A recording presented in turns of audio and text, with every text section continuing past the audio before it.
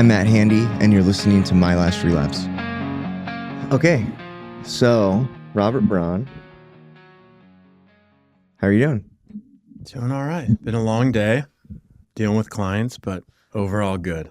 So we've talked a little bit, Yeah. and I've asked you to come on, mostly because of who you are in your recovery, right? Yeah. So tell me a little bit about you. About me, my recovery started in my mid-20s and opened the door for everything for me. Mm-hmm. Wandered around like most people, questioning purpose, the meaning of life even, but kind of just miserable trying to find something. And when recovery started becoming a consistent part of my life, it was this unique feeling that I think only those with addiction or addiction problems that recover can get to feel or experience. Of course, my journey has the stories and the reoccurrences of use. But growing as an individual, once I got sober is probably the coolest thing, and the people I meet. So I don't know, there's lots of parts of my story. I was in the military for a little while. I grew up overseas, in Singapore. I moved to California, played football in college there, and then I moved to Florida chasing the football dream. When it became like a consistent part of your life, what does that mean? So I first entered treatment at 17. And that was when I kind of knew I had a problem, but did not want to accept it. The painkillers, the heroin, the Dilaudid, it had a hold on me. Mm-hmm. It filled that void. It quieted my mind, and it told me everything was going to be okay. Oh yeah. And I fought that I couldn't use it. I fought that I couldn't live life without it, and I always went back to it. So I racked up probably about 55, 60 treatment stints between Detox to IOP, all throughout the country. My family had access to, well, not access. My family's they have good resources available to them and insurance plans, and I flew all over to get treatment. And so once I was 20 is when that started becoming pretty consistent, where it was no longer 2 days, 3 days a week. It was 3 months, 9 months, a year. Staying clean at a time? Yes, yeah. So 50, legitimately 50, 60? Including detoxes IOPs. and IO. Oh, okay. Yes, yeah. So I think you have the record for the show so far. That is a lot of treatment. It was a lot. How much time total have you done in treatment? I'd have to count. So I'm not a day counter. I don't do the days. That's just not me. I don't either. The way I teach it to my clients now is I've adopted it as a way of life. Mm-hmm. Recovery is a part of me. Just like I say, when people join a faith or a church and they accept Jesus, our God, you don't count days since then. And so I don't count the days, but if I had to estimate, it would probably be like 2 or 3 years of my life in an institution that was treatment, not jail or prison. Right. That's like I don't know what your walk in recovery looks like, right? And we'll get into all that. But I'm not a 12-step guy, right? Mm-hmm. And I have always, the whole counting days thing, and I get why a lot of people put a lot of premium on that. Yeah. But then somebody told me one day, he was like, stop counting days, make days count. Mm-hmm. And I was like, fuck. I was like, okay, all right, and it's little things like that I have picked up over the stupid amount of time that I spent in treatment. I haven't done a lot of different treatment, right? I've been to treatment 7 times. And in that 7 times, I've done a wide variety of treatment. I did like a work therapy place for a year. Okay. I did a Synanon-based program for a long time. I've done faith-based programs. I've done and then I've done like the 12-step programs. Yeah. Let's see, therapeutic communities, like prison type environment. And then they are a prison type environment for sure. But this was actually, I robbed a bank. Okay. And was facing 33 years, and I got sent to a therapeutic community. Okay. It was, I guess for the audience, it's sentence diversion. Yeah. But really what it was Delancey Street in California is this place it's been around since the 70s. And it's like where California sends people if they are facing a life sentence or if they're coming out of a life sentence to reintegrate back into like society. The thing is, it is a secret society in and of itself. And so when you send people into like these therapeutic communities to reintegrate back into society, that is not what's happening there. Like at all. It's got its own lingo. You end up like joining a way of life that it's like completely isolated from the rest of the world. Yeah. And it isn't like, so the people who are running that program, there is no staff. Everybody that runs it is clients. Yeah. There's a minimum of 2 years, but there are people that have been in that program for 40 plus years. Whoa. Yeah. So, I mean, they meet their wives there. They have their kids there. They have their dogs. Like co-ed. Oh, okay. So it is, you can build a life in that program. For sure. Wow. It isn't like you're going to learn how to function like a normal human being. You're going to learn how to function within this society. Yeah. Dang. And so I do owe it a lot. I learned a lot of really, really valuable lessons there, but it's definitely not a place that like a healthy, you should never send a 17-year-old that is struggling with heroin addiction there. That's not the kind of place that they should go. Yeah. Doesn't sound like it. But it's interesting because you've done a lot of treatment. Yeah. And one of the things that I have been posing to the guests lately is this hypothetical, right? Because the landscape of addiction has changed drastically with the introduction of fentanyl it has. to the drug supply. So I always give this hypothetical and I tell them like, how do you deal with a client who's 19 years old, who is injecting fentanyl? His family's forcing him to go to treatment, and everybody knows he's going to relapse. Yeah. Right? How do you deal with that? Like, how do you address that situation? Like, how do we basically lessen the chances of this kid going out there and dying? Because the reality is that's the leading cause of death for people under 40. Yeah. Yeah. And a situation like that, you are setting this kid up to die. Right. 100%.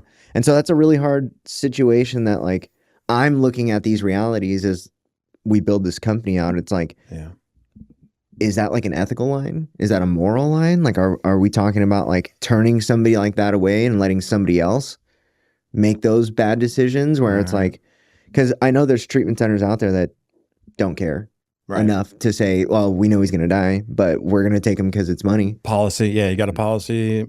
Come on. Yeah. Yeah, for sure. If you have a policy, you're for sure going in there. Oh yeah. They're going to help you. Yeah. Yeah. That's a tough one. It is. And, it hits hard, right? Because that's part of my story, being 19 and doing that. But also, I lost a client last week that was really close to me. She was 25, and I care deeply for her, as I do all my clients. But every once in a while, you get one that's kind of closer to the heart. For sure. And I wonder that same question. Now, granted, that's a little bit older, but how do you get through to them? How do you help them? And that's a hard question to answer. Yeah, and the hypothetical is really a thought experiment and a thought exercise around family work. Yeah. You know, and we're in the industry, we fail in that too. Oh yeah. You know, it's like there's so much. First of all, addiction is messy. Recovery is messy. It's multifaceted. It's complicated in more than just one way. It's complicated on so many fronts. And when you've got clients that, especially young clients, right? And there's like these two extreme ends of like young clients where it's like they're still close enough to their trauma where they want to address it. Mm-hmm. And then the other opposite extreme end is they're still close to it that they're just trying to avoid it. Yeah. But yeah, I was the 19-year-old that was in prison. Okay. And then ended up in treatment for the first time at 21. Okay. And still hadn't realized, like, I got out of prison at 21 and ended up in treatment like a few months later. Yeah. But that was like the first time that I realized that I was a drug addict. And I had been slamming heroin since I was 17, all through prison. Finally hit you though. Yeah. Like, damn. Yeah. Yeah. Yeah. And how that ended up happening was, I still remember like the shocking realization, like, oh my gosh, I'm a drug addict. You know, because my dad basically, I told on myself to him that because I was messing around with somebody who was being vindictive and said that she was going to tell my parents that I had relapsed. And the reality is I didn't relapse. I never stopped using. Right. Right. But I had to be like, you know, Dad, I called him at like 3 a.m. and told him like, Dad, I got to tell you something and Mom can't hear this. Mm-hmm. And so he like got out of bed. And this is like my dad, you know, it's right. Like the epitome of how much he cares. Like he gets out of bed, and this dude is like a worker, right? Mm-hmm. Gets out of bed at 3 a.m, goes and like hides in the closet or goes to the bathroom or something. He's like, okay, what? I was like, I relapsed. And it's funny because I even used that terminology, right? Yeah. But still hadn't dawned on me. So he was like, what?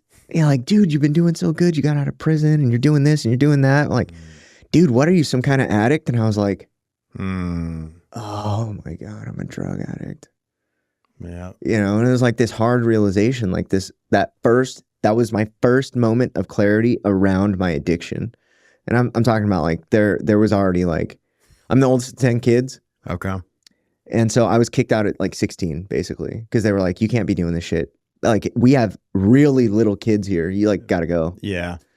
And that wasn't a warning to me or like a wake up call at all. It was like, okay, cool. Now I got to do my own thing. Yeah. No rules now. Yeah. Yep. Yeah. Damn.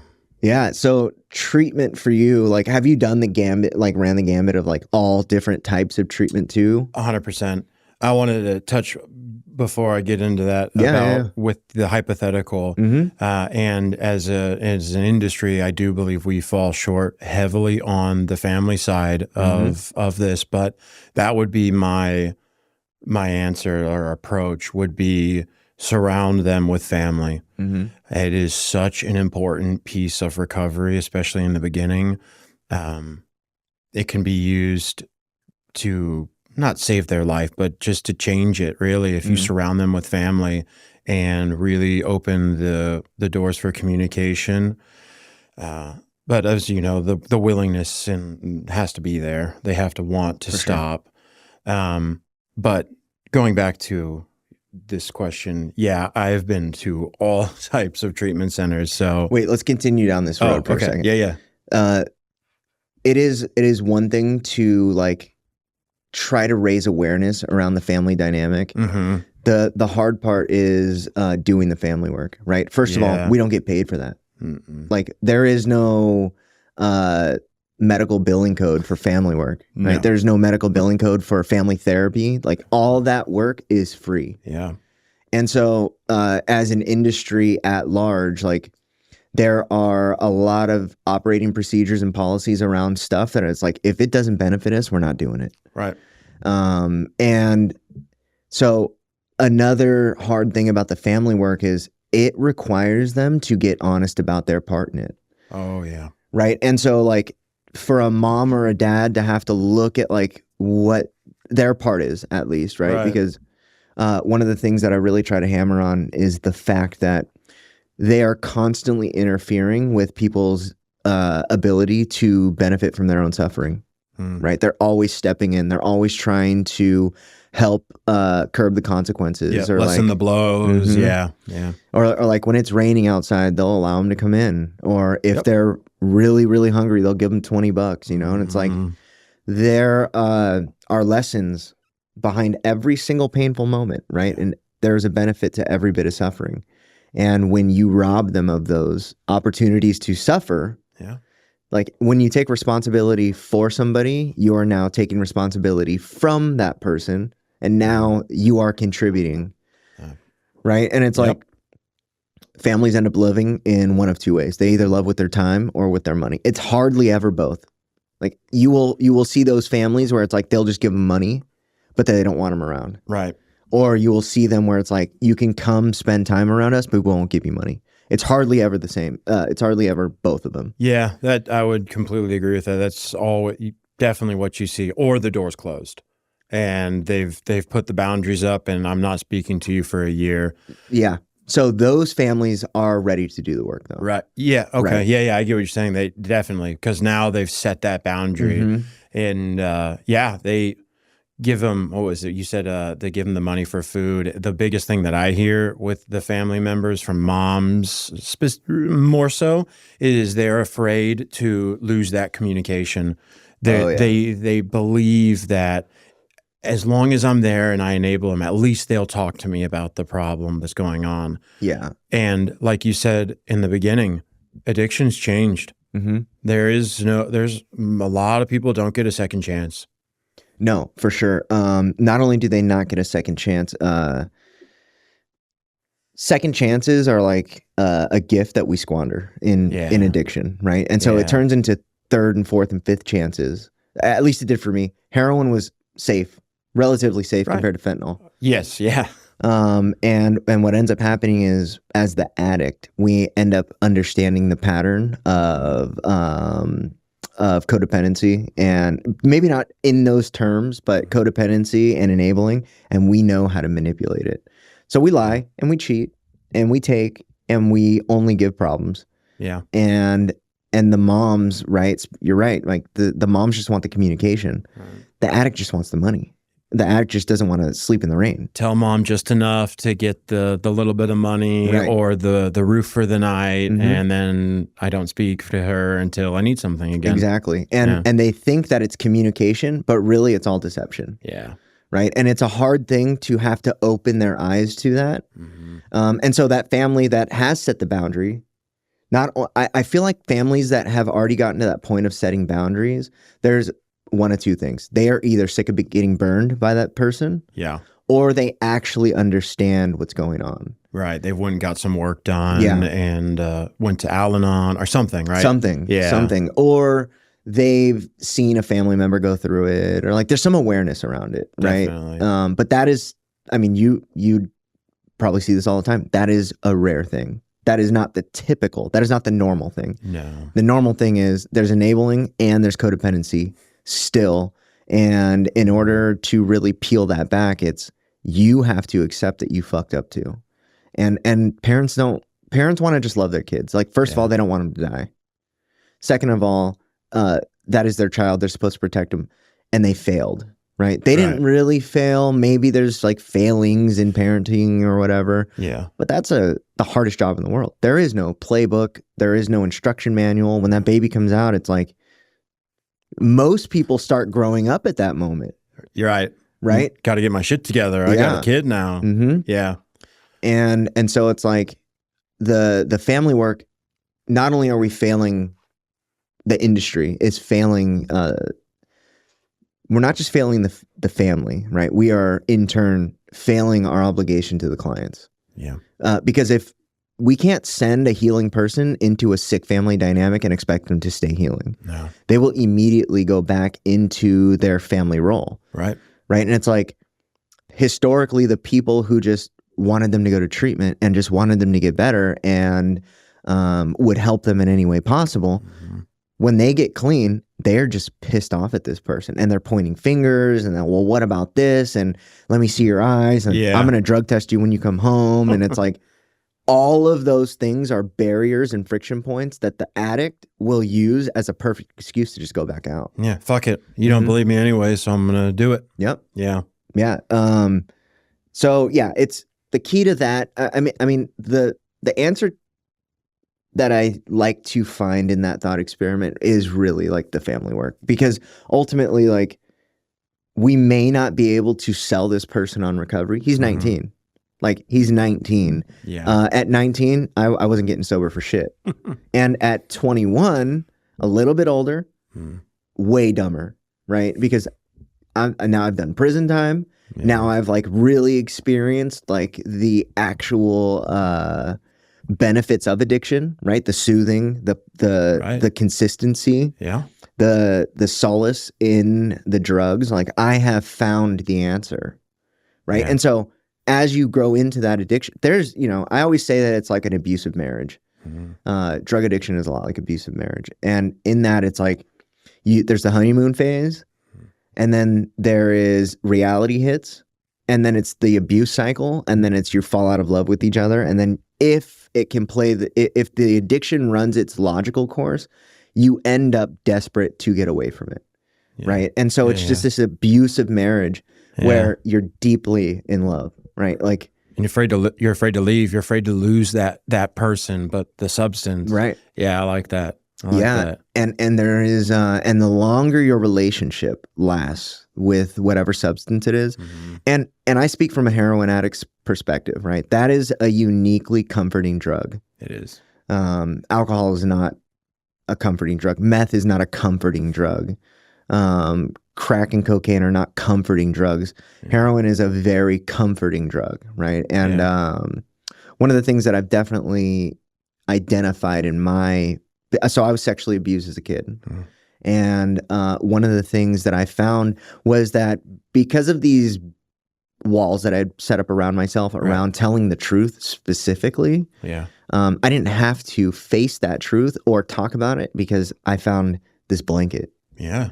Right. It's a blanket that keeps me, I'm good now. Yeah. Yeah. And it does something really specific to that trauma. It like really quiets it down. And so, yeah, the family piece to that is massively important. And I feel like we neglect that, like wholesale across the board.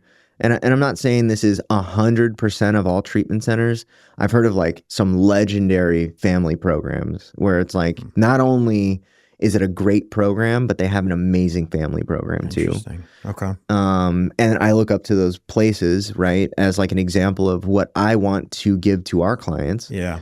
But wholesale, like the majority of what's going on is not that. Yeah, I would definitely agree. Even back when I was in that cycle, I went to a facility that was cash pay only. It was $70,000 a month, and minimal family work, minimal. It was just all me working on that trauma. I share that experience with you as well. That happened to me. And let's work on that, but never working on the family unit. Yeah. We don't have 10. I'm number 2 of 5.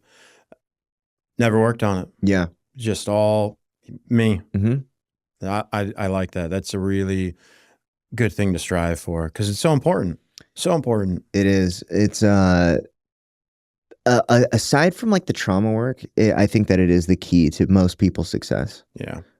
If you can insulate yourself with people that love you, who understand what's going on a level that's like not normal, right? Because it's 2025, like nobody's healthy anymore. No. There's no healthy communication. Like the actual tolerance for open dialogue has shrunk to almost nothing. There is like thought wars going on and info wars going on, and it's like nobody wants to actually communicate anymore. It's like the crux of all healthy healing is communication. Yeah. And we've forgotten that. Like we've forgotten how to communicate. I mean, you look at like kids, they are avoidant to the point of they don't talk to their parents. They will text them. They live in the same house. Yeah. And they will text them. Yeah. I'm upstairs and just shoot a text. What's for dinner? Not go down, check in with mom. Yeah. How old are you? I am 33. Okay. 33. So we're pretty much, I'm 36. Okay. Right. Basically the same. I'm like part of the last generation that didn't have a phone in high school. Yeah. Right? Yeah. I had one. Yeah. See? You are. Yeah. That makes sense. Yeah. I like that with the communication. I had something I was going to say. Oh, this is it. With the communication, and we live in a culture where it's just not as encouraged or as important, or a foundation of it. It's not at present. In recovery, that communication was so important to me. no one was closer to me than my mother and my father in early sobriety, in sobriety in general, until I met my wife. And then my wife became that. Yeah. I still call my parents almost every day. That's awesome. And my brothers and my sisters, I talk to them frequently, but having that communication open and being able to talk to my youngest sister, who watched me go through all of the shit I went through, and be able to have a conversation with her and just, I'm struggling today. That's healing. It's For healing. sure. And also that is still not normal. Yeah. Right? Like within recovery, I feel like we also insulate ourselves in a bubble, right? We get comfortable with other people in recovery. Yep. And I feel like we still do a really poor job of fixing family dynamics. And honestly, like, we're not taught to. No. Right? It's not in the 12 steps. Yeah. Yeah. We're not in smart recovery. Yeah. We're not taught to heal that family dynamic. And so, like, in my personal journey is like, I was probably the leading cause of all family friction. Right. And Yeah. I mean, and I'm 36 now. I didn't talk to my family for 10 plus years, you know. Damn. And I left, and it was like the family all like came together, and like I've returned to the family now, and it's still just a struggle, like a massive struggle. I've got like an entire 106 people like directly related to me have moved here from California. And I think on average I talk to like 2 a week. Damn. Would you say that that's on both sides, or is it primarily their side where the communication is just not occurring, or just in general? The family dynamic is such that, we're not healthy, right? They are healthy. My relationship with them is not healthy. And it's on both sides, you know? Yeah. There just isn't open communication. Now, I will say this. My dad has been my greatest advocate my entire life. Right. Even through all the bullshit, like greatest advocate my entire life. And then I'm in business with my brother. So my brother and I talk 4 or 5 times a day. Okay. And then I talk to my dad probably once a day. Like we text, you know? Yeah. And that relationship has never been strained in the same way that the rest of the relationships have. Yeah. So it's just, and I left, they were kids. I came back, they were adults with kids and lives and families of their own and stuff like that. So it's like, I missed out on them becoming grown-ups. Yeah. And now they just do their own thing. Right? Yeah. And so I've accepted that, like, this is probably how it's going to be, but it's consequences for my actions. Right. So, I mean, I've accepted that, and I'm sure, like, down the line somewhere, this may change, but I also come from, like, a line of people. My mom didn't talk to her parents for, like, 20 years. Damn.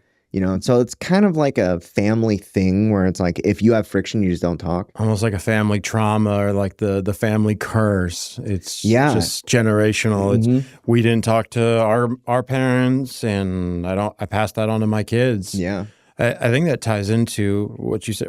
We live in a society and a culture where that's okay. It's acceptable. It's acceptable to text your kids and not speak to them for the whole day. And they're 12. Yeah.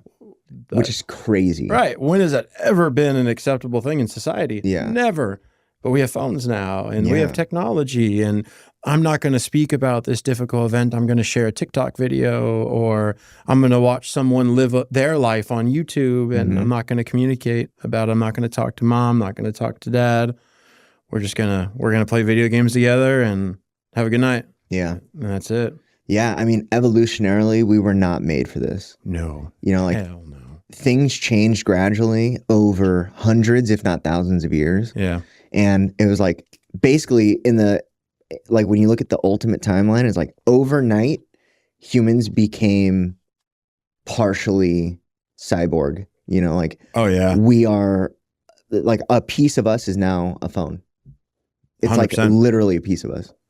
Could you imagine the look if you don't have a phone on you, you go to a marketing event or even a family function and you don't have your phone on you? People would be talking about, that's so weird. What's wrong with that person? Yeah. Yeah, I mean, so I got my first social media profile for the first time. I got an Instagram around this podcast. Okay. The last social media profile that I had was MySpace. Yeah. You know? When Tom was your friend back Yeah. in the day? Yep. My Yeah. first friend, yeah. Hell yeah. And I did that on That's funny. purpose because I didn't want my family to find me. And I used to tell people, this is what I actually used to tell people, the government can track me, right? Because I'm a conspiracy enthusiast. And I used to tell people that it was like for government reasons. Yeah. But the reality was I didn't want my family to find me. Because of what? So when I left my family, I had an uncle that had just burned every bridge in the family. And I watched that happen. And when I made the decision to leave for good, the dialogue in my head was, I can do what Josh did and play the half in, half out game and completely fuck every chance that I ever have to like come back for real. And I can just benefit for now. Or I can leave, do my thing, do whatever I have to do, and then come back when I'm actually ready. And so it was like a very intentional, like, I am cutting ties. They didn't want me around either at that point, you know. It was like, but I am not gonna do this where I'm playing this half in, half out game. Yeah. And I went out and I went hard, you know, and I came back when I was ready. Yeah. So, family work, massively important, massively neglected, right, within the industry. So tell me about your treatment episodes. Oh, which one? I did start with like the first one, because I want to hear like the progression on how your recovery became a more consistent thing still. Okay. So the first one was in intensive outpatient here in Conroe, and I'll put an asterisk in the side note. I have spoken to that counselor that was there recently. He doesn't remember me. I remember him. And I actually did a little step work with him, which was a really cool kind of full circle thing. Yeah. When I went there, I told them I had a problem. I was like, I'm ready to go inpatient. I'm ready to do treatment. I can't keep doing this. And he convinced myself and my family that outpatient's enough. You don't need to go inpatient while I'm actively shooting heroin still. And I didn't stop. Of course I didn't stop. Right. As soon as I tried to, the withdrawals kicked in and I went back to it. Of course. And then that window closed and I no longer was willing to seek help. So I left that program and continued to rip and run until I went into my first inpatient treatment. And my first inpatient treatment was primarily for college age. So I was quite young still for that group of people, but it had former and current athletes, professional athletes in it. And I made, at the time, a great friend who was a current Major League Baseball player, a little bit older than me. But we clicked because he didn't give a shit and I didn't really give a shit. I was a kid and got into some interesting things with him. There was no desire then. The desire to start maintaining sobriety came probably a year later, more pain. Ultimately what it took was my family putting that wall up and cutting me off completely, 100%. No, nothing. It progressively got worse as far as enabling, like we were talking about, where mom could no longer send me money, then dad would no longer, then can't be at the house. That was one of the first things to go when the cops got there. It was when they cut all funding. We're not paying your phone. We're not paying for your insurance anymore. We're not paying anything. You want to continue to use, we will love you from afar, but we cannot participate in this anymore. That is when treatment really started hitting hard. Every time I went to treatment, I learned something. Most of the times. Some of them I didn't. I was just fucking off. Or about women, and I ran out with a girl and the love of my life. And I learned something at most of them at the end. When I went through my trauma, I repressed that memory of me being molested for my entire life until then. I didn't even realize it. It was the therapist at the time. One of the other clients in the room was talking about a trauma that happened to them, and he was observing my body language and asked me to share. And then it kind of just came to me at that moment. I knew something happened, but my brain locked those memories away. For sure. And I started to realize that event was kind of the core of my control issues and needing to be in control of everything. It tied to my use of anabolic steroids with wanting to be bigger and stronger than anyone. So I will never be in that position again where someone can hurt me. So I learned that was huge. I used after that event or that time in treatment months later. Yeah. It was the family is when it really, that's when it stuck for me, when that happened and I didn't want to lose the people that I loved the most. My father told me that you might give up, or what was it? I have to remember it. I'm going to butcher it on the spot now.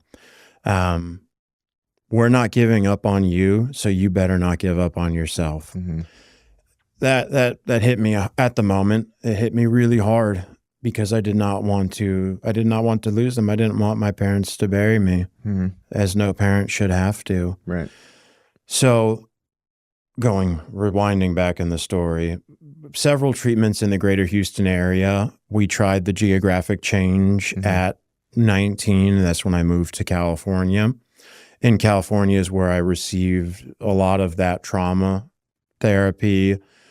Ultimately got back into school. That's where my college football started, fractured my femur, ended my college football career, introduced me to another level of my addiction, going to Skid Row at 19. And it was interesting.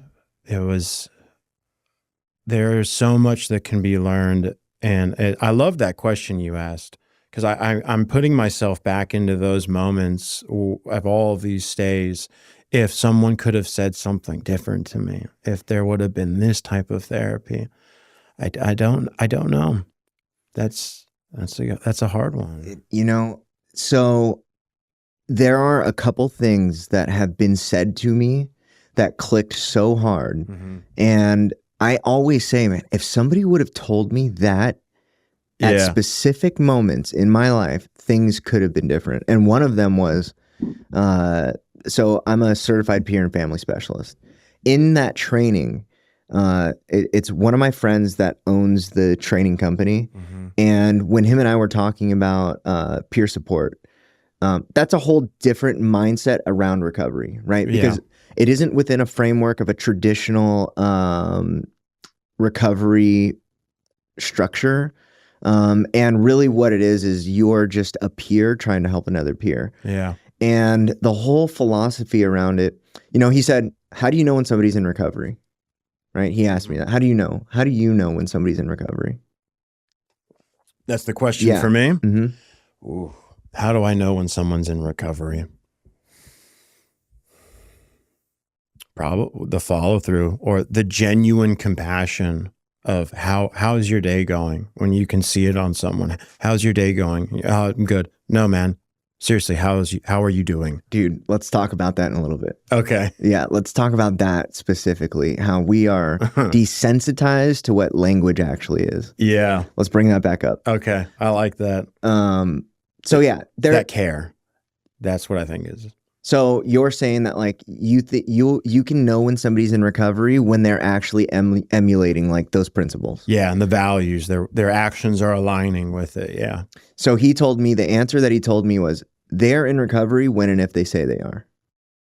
Bam! I was like, dude, if somebody would have told me that I can be in recovery today if I choose to be and I work towards that goal of abstinence. Yeah.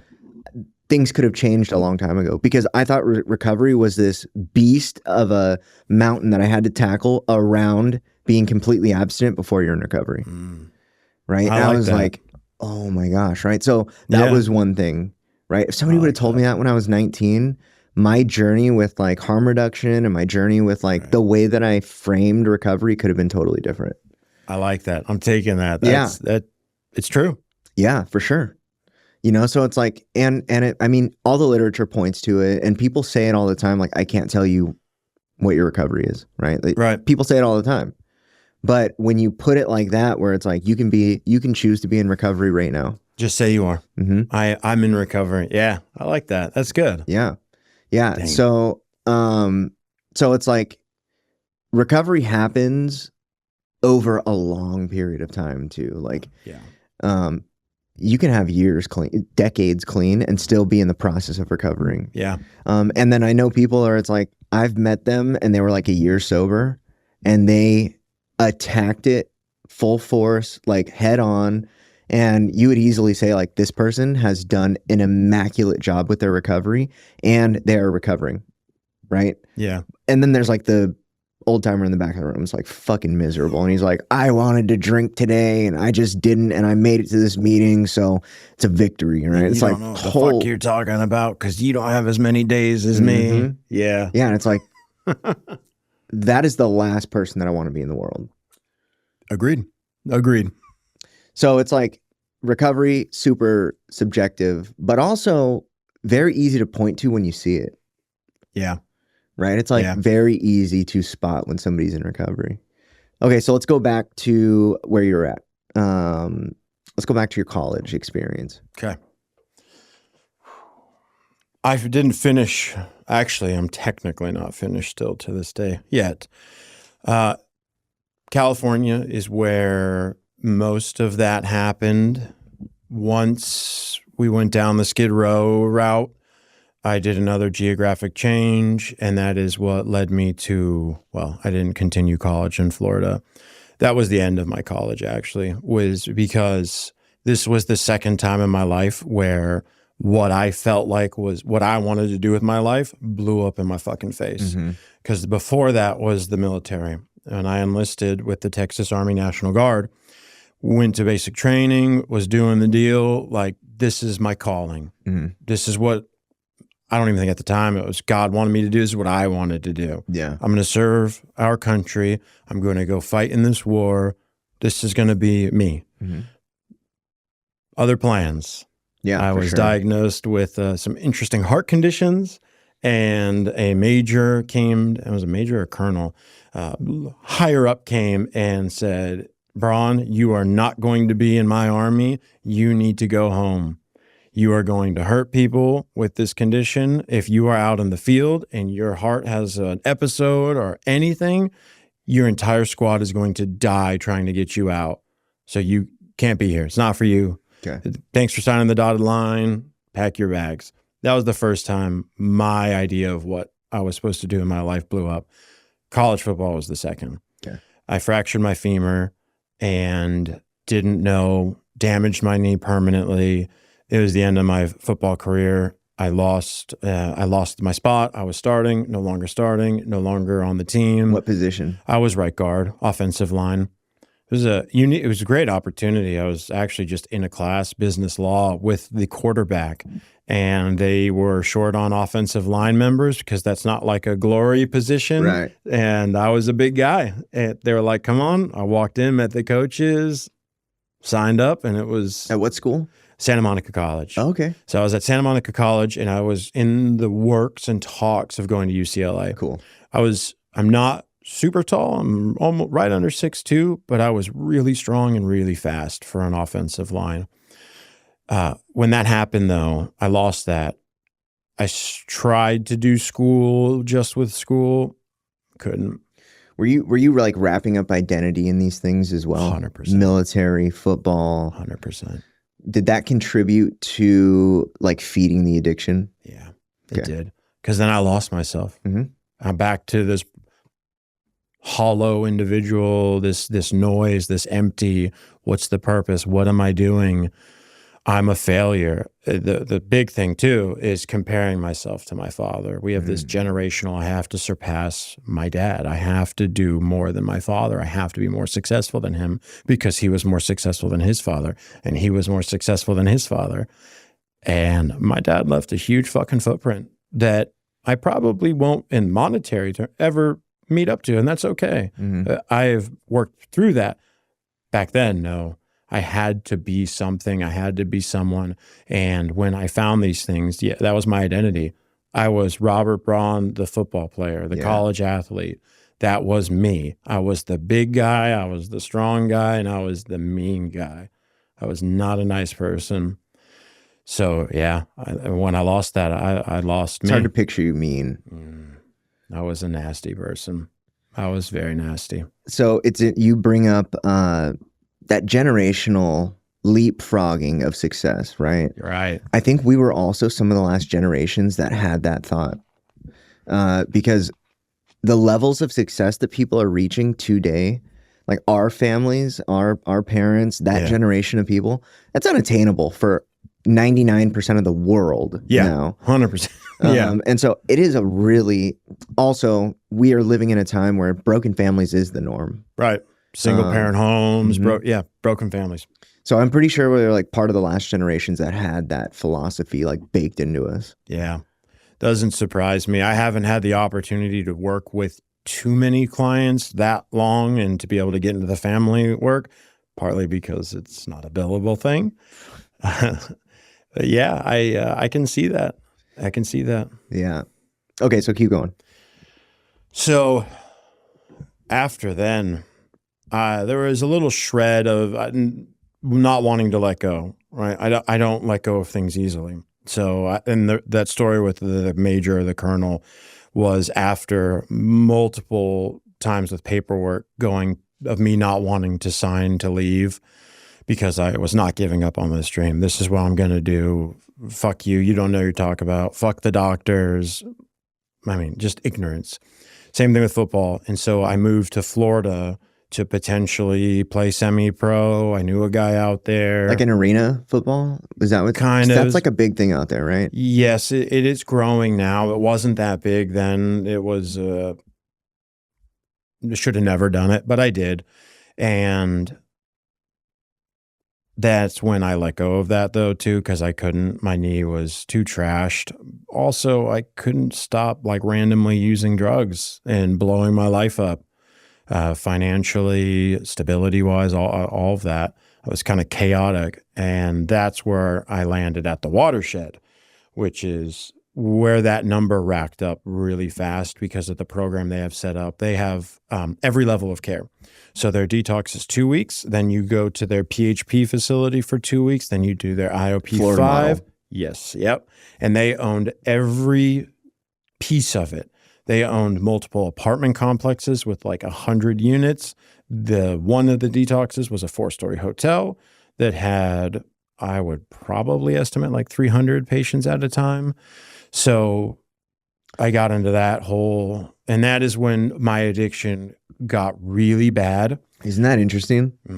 When trying to get sober, Yes. and it's when it got the worst. And it got the worst, probably for a lot of reasons, but I believe because I had no family. I was away from everyone. It was just me and my fucking misery, or this misery, trying to fill the void, trying to find my purpose. And I was accepting the destiny of being this fucking Hollywood drug dealer, drug user guy, which is movies, it's not real.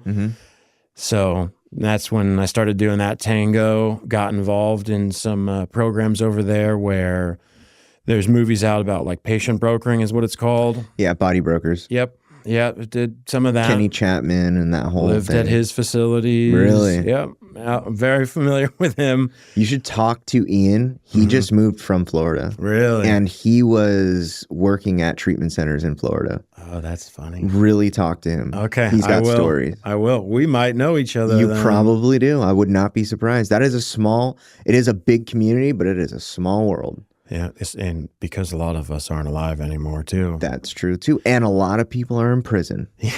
Yes. Rightfully so. People like Kenny Chapman, that man deserves to be in prison. For sure. The human trafficking. I was literally talking about this today. Yeah. About how he ran every piece of his programs, including the relapse.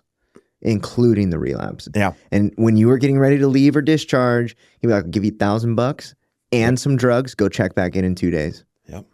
100%. Crazy. So fucked up. They'll be there with you to call your family to get money. We'll send it to the facility, and they'll keep 60% and give you a little bit. And here's the clean urine if we need one. Wild. Marshals kicking in the door at places. Dude, people dying in his homes. Yeah. Like the whole nine. It's really crazy. And the movie's crazy, but it's crazy in a Hollywood way. The reality of what actually happened is so crazy. Yeah, it is. It's really, really crazy. And the amount of fraud, just the amount of money and fraud. Like when you hear about what actually happened, like pee testing 3 times a day. Yep. Dude, the yellow gold rush. That's what they called it. Yeah. Yeah. Then that's what it was. I remember my insurance company called me. We were on a first name basis at this point, and they were discussing a UA request for a bill. It was like $110,000. They did like a genetic test on me and all this. I'm like, I don't know, but I had a free house, right? My housing was covered. So I had no other, it's just insurance. It's funny. Ian says it took him 2 years of working in treatment in Florida before he heard there was like a JCO walkthrough that was going on. Yeah. And that was the first time that he heard that he was actually working at an outpatient program. He was like, this is outpatient? Because he's from Massachusetts. Yeah. And where there's like regular treatment. Right. Florida has such a unique, it's a Florida model, right? Like it's called the Florida model. Yeah. But it's indistinguishable between outpatient services and inpatient services. And inpatient is a thing over there, but not really. No, not really. Yeah, not really. Definitely, it's different. I've heard it's changed a little. I only have been back to Florida once when the woman that I thought I was destined to be with took my dog in my truck when I was on a mission trip with my church. I had to go get back my shit. For sure. So I didn't, but I was in recovery and sober at the time, so I didn't get to experience it. It changed the industry, and it changed a lot of people's lives. It did. And families. Unfortunately, a lot of people lost their lives. My OG sponsor when I was doing the 12 steps, his name is Cornelius Fee. He's a legend of a man. Love him to death. He was in my wedding. I love him. And I still talk to him to this day. He was a big name in that area, in the West Palm Beach area in Florida. And we have a Google Drive that we share that you can just scroll for pages of lost loved ones to this. And I can't imagine the perspective of a family sending their loved one to Florida, going to a place like Kenny Chapman's, believing that my son, my daughter is going to get help. I'm going to get them back. And then they fucking die, or they get trafficked. It's fucking heartbreaking. And that is another complete disconnect that I talk about often, is what we tell people treatment is and what actually the reality of what happens with a client, right? Because they think they're going to go into treatment for 28 days and come out a different person. Their family's going to love them. Yeah. They're going to get everything back. All of these consequences that you've been avoiding, they're just going to go away, right? All because you put the needle down, right? Right. And it's like what actually happens is you go over there, you come out of treatment, and the shit hits the fan. Yeah, you're more broken. Yeah. Yeah. Yeah. And if they've addressed trauma in any way over there, now you're spiraling too. If you don't go to aftercare, if you don't hit the step down services, you're out there spiraling. Yeah. Yeah, you're done. Yeah. That's the aftercare, IOP, OP, so important for that. It is a disservice to a client to try to get into that kind of trauma for 28 days, which if you're not getting 28 days of treatment or therapy, you're getting 3 or 4, if you're lucky, sessions with a therapist. In 4 weeks. Right, right. That's it. You cannot heal trauma that quickly. No. I mean, some people maybe, but you know what I mean? Like me, let's say that it didn't, it was possible and it maybe happened somewhere. Yeah. But the reality is, this is what you're putting needles in your arm over. You're not going to heal it in 3 hours. Fuck no. So it's crazy. Yeah. It's crazy. So that's a massive disconnect, and it's like, what's our actual what is our actual obligation to people that we're servicing? What is it? Right? Like, these are the questions that this company is being built on. Like, what is our actual obligation to them, and how are we fulfilling that? Because if we think that we're gonna make any changes in this person's life, we're fucking wrong. We're already starting in the wrong foot. Yeah, that's already a fucking crazy way to think that you're gonna change. You said it, like, you only get one session a week, right? Like, and then the rest of it's group work. And how many? You've been in a lot of treatment. Yeah. How many times have you had a group where the clients were leading a big book study, or you guys were having like a process group with no therapist? Yeah, the techs are leading it, dude. Someone, yeah. So it's like, I mean, I had this realization because the last time I went to treatment, I was sold on this program that was like they specialize in childhood sexual trauma. That's what I was told. Okay. I get there. First thing I say is like, hey, I need to talk to my therapist. Right. Right. I finally meet the therapist on like day 3, and I unload all of this shit on her, and she's like, we're not talking about any of that. I was like, what? That's your job. Yeah. I was like, she goes, you can call your family every session. I don't care. I was like, are you serious? What the fuck? And then within the first week of me being there, a different therapist came into a process group, started it, and was like, okay, you guys are going to be doing a big book study, and you guys can't leave for an hour and 15 minutes. And in my head, I'm going, aren't we here because of you guys? Like, aren't we supposed to be like in front of professionals, like processing stuff, learning things? And it's like, damn, this is how we get in trouble, like amongst ourselves. Yeah. Spiral, talking to each other, romanticizing. It wasn't that. I'm not as bad as that person. Maybe the heroin I'm shooting's not a big problem. That guy was doing meth, dude. That's the problem. Yeah. I was just shooting heroin. The fuck, dude? That guy killed his own dog on accident, dude. I've never done anything like that. Yeah. Where am I? I don't need to be here. You guys are all drug addicts. I'm out of here. Yeah, not me. Yeah. That's so true, though. Yeah, because a lot of them are tech ran, which love the techs. Their hearts are in the, but not why you go to treatment to have tech ran groups. Should be trained, licensed professionals. Yeah. They're also not hired for that, right? They do their job really fucking well. Yeah. Techs are always, the hearts of gold that you find in treatment are always the people in early recovery that got a shot to work in treatment. Yes, they are. Yes, so they are. They're there for an altruistic reason, and they're not there to pay their bills because they're not paying their bills with that. Fuck no. So yeah, it's like the disconnect, just the amount of dishonesty that goes into the treatment industry. That term alone, the treatment industry has started to make my skin crawl. Yeah. Because I just heard for the first time, like last week, that in the nonprofit sector, they don't even call it the treatment industry. They call it the field of addiction, which I'm like, oh, when I heard that, I was like, immediately was like, I'm in the treatment industry. And it just like rang all kinds of bells and realizations around like what is actually going on. Yeah.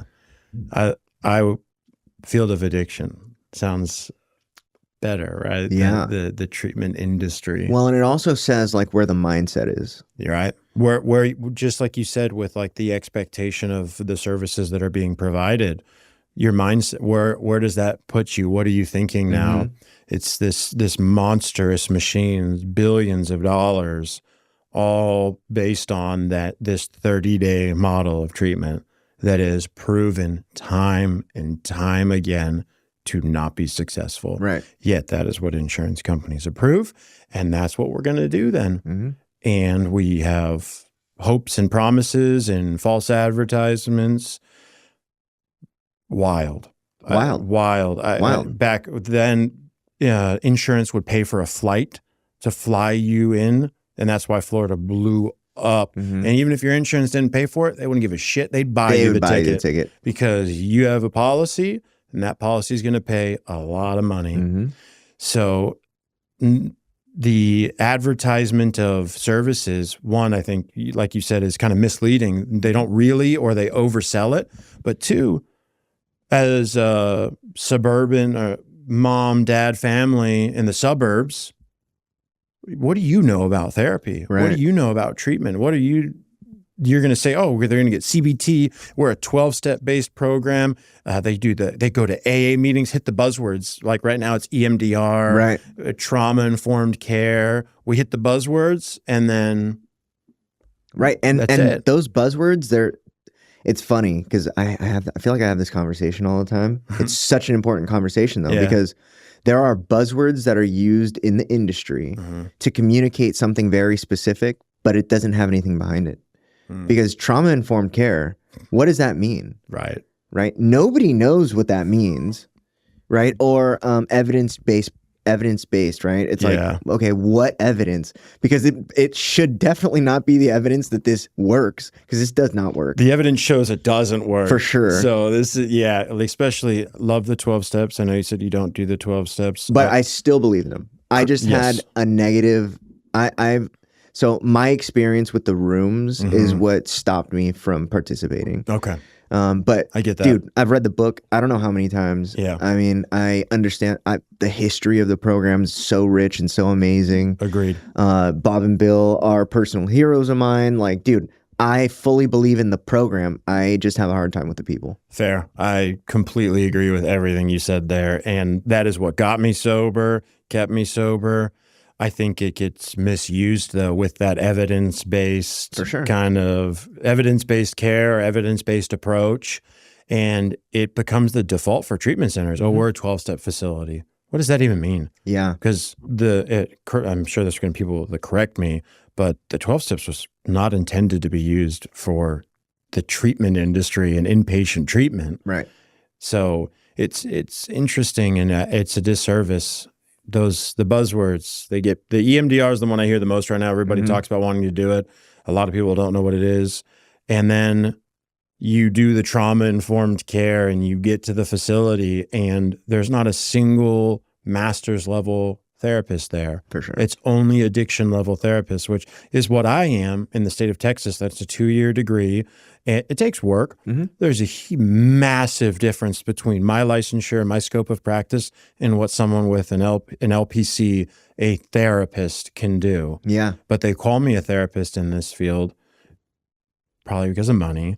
And we talk about the gray areas where, well, as long as the trauma that they went through as a kid ties to their addiction, it's in your scope. I am not qualified to do it. I'm not qualified to do it.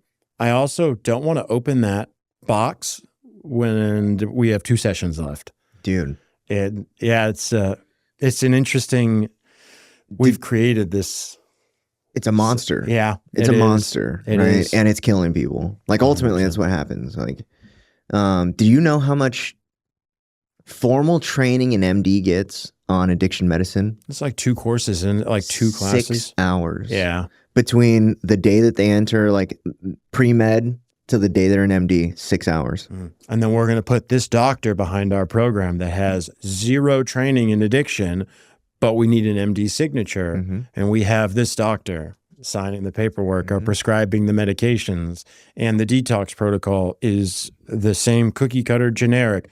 We're all different, unique individuals. Dude, and we're using at different rates. And we're using different drugs. Right. And it's like, I have seen it where they will treat an alcohol protocol the same way that they're treating a benzo, like the exact, and it's very similar. Yeah. And it's doing the same things. It's all reacting on the GABA receptors, and like there's a lot of similarities. Right. But those are completely different drugs still, though. Yeah, 100%.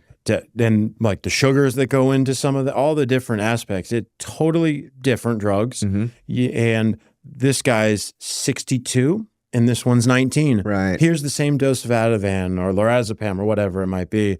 And because there's no doctor at the facility anymore. It's turned into a money-making machine. For sure. Unfortunately.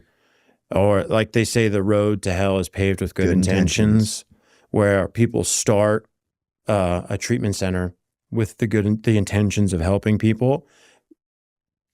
And I'm going to change their lives. I'm going to save them. We're going to do that. And insurance money, people get caught up in it. That's why it's so like, it makes my heart feel like this warmth just every time I've talked to you about what you're building, because it's different than everything else. Yeah. It is so awesome to like see it, hear it from a patient, a client's perspective. Right.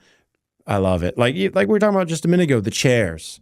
Yeah. Like, fuck, how many treatment centers have I been to where it's fold out chairs that were $10 at Academy, and you're uncomfortable, you're not focusing on anything, because they can't spend the money on getting a little bit more of a comfortable chair. Yeah. You're just a policy. You're just a number. For sure. That bed is going to stay warm and it's just going to rotate. Mm-hmm.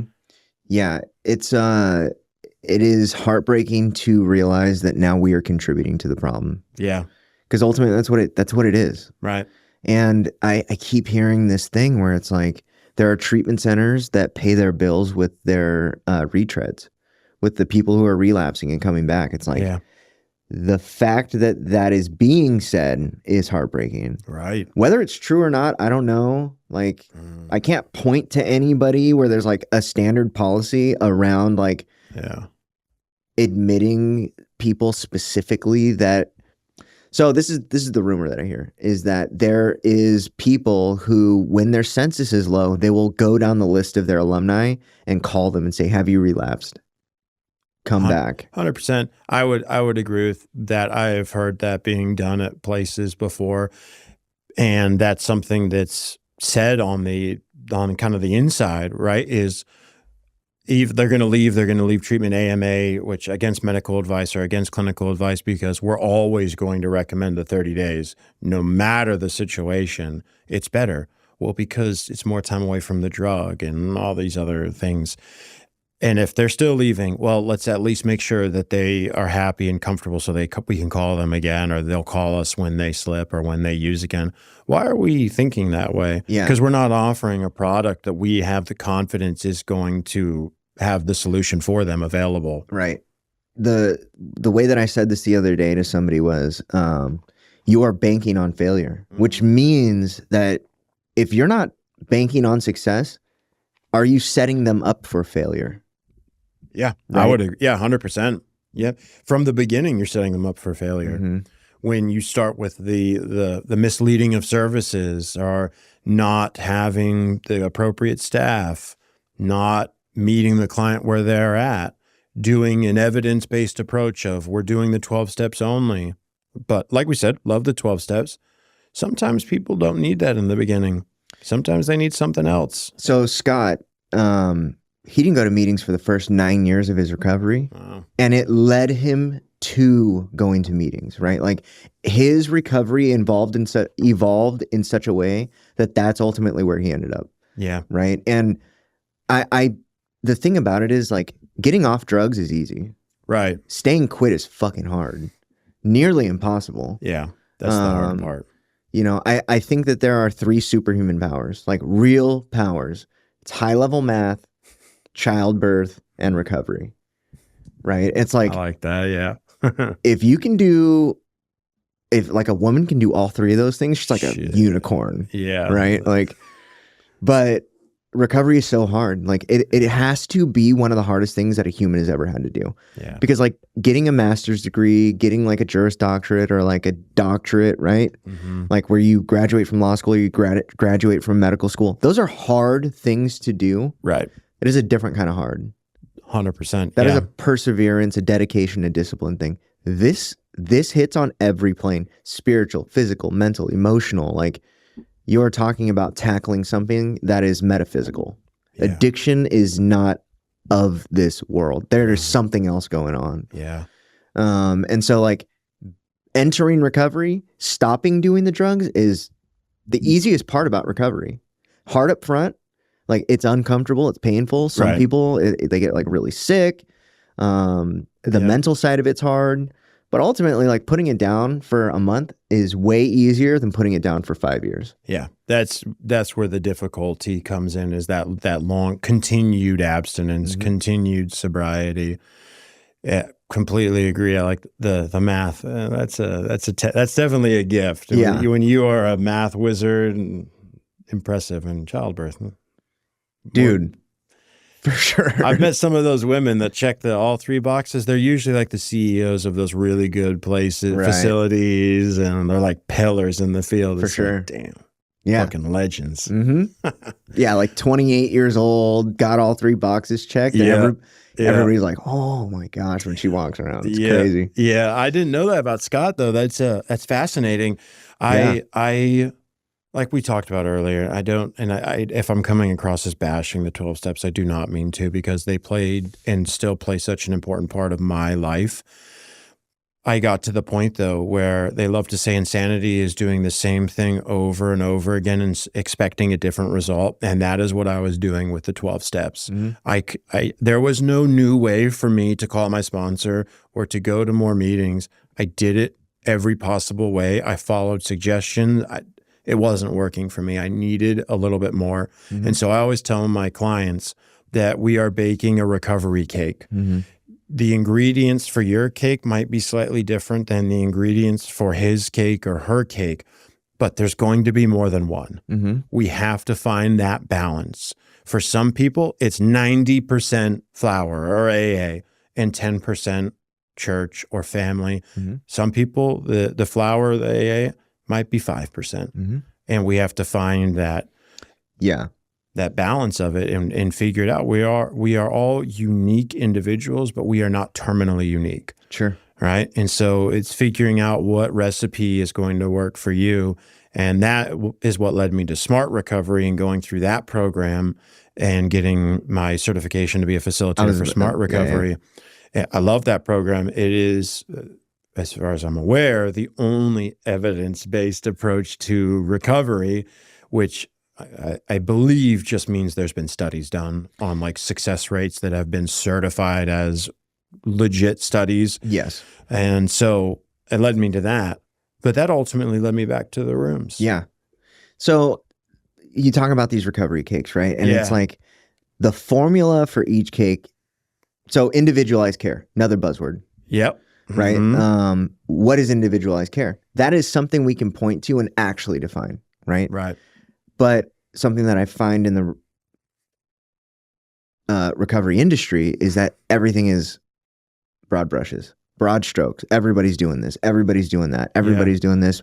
Why? Because it worked for this person. So if it worked for this person, it can work for you. And if it doesn't work for you, you did it wrong. Right? And it's like, so another thing that like people neglect across the board is the physical part of it. Right? Where it's like, that is actually the piece that fell into place for me, and it changed the trajectory of my life. Yeah. When I started working out and eating better, it changed everything, right? And I met my mentor. His name's Taylor Kavanaugh. Mm-hmm. Really, really fucking amazing guy, right? Ex-Navy SEAL, went to the French Foreign Legion, like just a beast of a man. Badass, yeah. And but in between both of those services, picked up the craziest fentanyl habit. And was like just doing crazy shit and ended up suicidal and was going to jump in a volcano in Hawaii because he didn't want his mom to have to like clean up the mess of a suicide. Right. And in order for him to get right, he had to join the French Foreign Legion. And like he calls it his baptism in humility, right? Where he had to change things foundationally in order to, and I'm talking about this guy was a high level SEAL, JTAC specialist, sniper, like really high level operator. Yeah. That man had to still reset, rebuild the foundations, and then build from the ground up. Right. And so when I met him, he told me, quit doing what you're doing. It's going to kill you. Right. Like I was going into these situations miserable, coming out of them even more miserable. Right. Right. And when I reached out to him, he was like, quit everything you're doing and go to the gym today. And I put that piece in place and it changed everything for me. Give a shit about you physically. Yeah. Like, I mean, even not the gym. That's an amazing thing to do. Cold plunges, saunas, invest your time into your physical body and physical well-being, kind of the holistic kind of approach. Truly. Right. Yeah. Yeah. And it's like, we're men, right? So I speak from a man's perspective. And I have found for myself that I am a 4-part person, right? There's the mental, the physical, the spiritual, and emotional. Yeah. And if any of those, this is the goal, to be balanced, right? And if any of them are lacking, they have gravity and will pull everything else into it. Yeah. And so one of the things that is, I mean, you've done a lot of treatment. I've done a lot of treatment. Yep. One thing that is across the board told to everybody is, well, now you're sober, you need to work out and eat better. But they never tell you why. They never show you how. They never invest any time, because it's why you can't bill for that.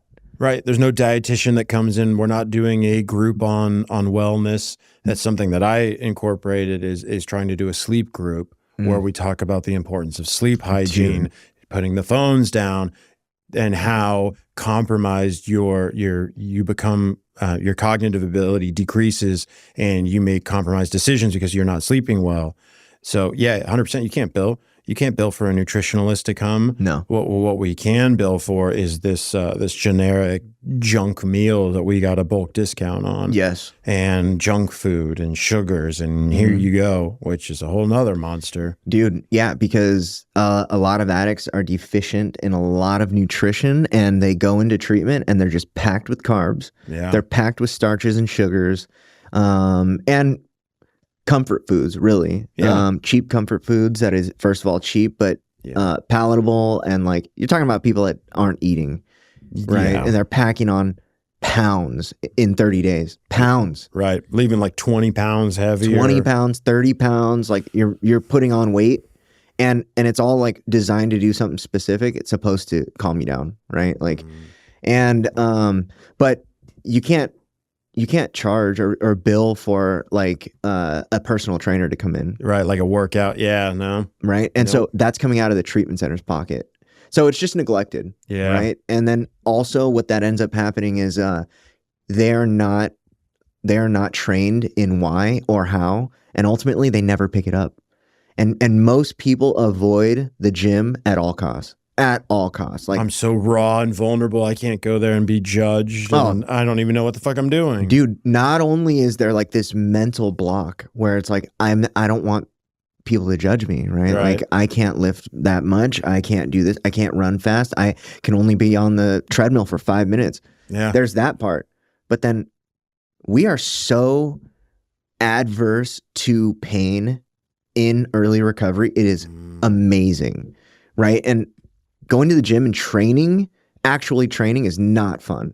It's painful. Yeah. Right. And until you learn to love that, it's like, so I work out pretty religiously and I hate the gym. I hate the gym. So I built a gym in my house. Right. There you go. Yeah. Like, it's a dope gym. That's cool. Spent a year like putting it together and buying all the stuff and like, and so now I don't have to go to the gym. Because you have one. I have one. Yeah. Right. And I get it. Like, not everybody's got that freedom or like ability. Right. But the reality is I understood I hated the gym. So I fixed it. You created a solution. Yeah. Yeah. Yeah. And it's like, so we're never taught to communicate. We're never taught to fix our physical. Right. And it's like I said, we're these 4 pieces. What's focused on is the mental and emotional. Yeah. Right. And it's like, those 2 things are massively important. There's nothing more dangerous than a mental or an emotionally immature man. There's almost nothing more dangerous. Right. Yeah. Those are sick men, period. And we're living through the epidemic of silent suffering for men. They don't know how to talk about it. They don't understand. And like, we're 2 men that have sexual trauma, right? Men who have sexual trauma typically are not willing to talk about it. No. And they will deny it and lie about it and shove it down. And that causes instability, no matter what the shell says. Yep. No matter what the facade says, massive instability. It leaks into everything else in my life, and the foundation is completely compromised. Completely agree. I love that, where the four points, and when one is lacking, in what your example, where 2 are lacking of the 4, that's going to pull everything down with it. I think it's cool with working out, where it's difficult in the beginning. No one really loves it in the beginning. You also don't see results immediately. Right. Kind of like recovery. For sure. It takes time to start seeing those results, the healing, the growth, the mended relationships.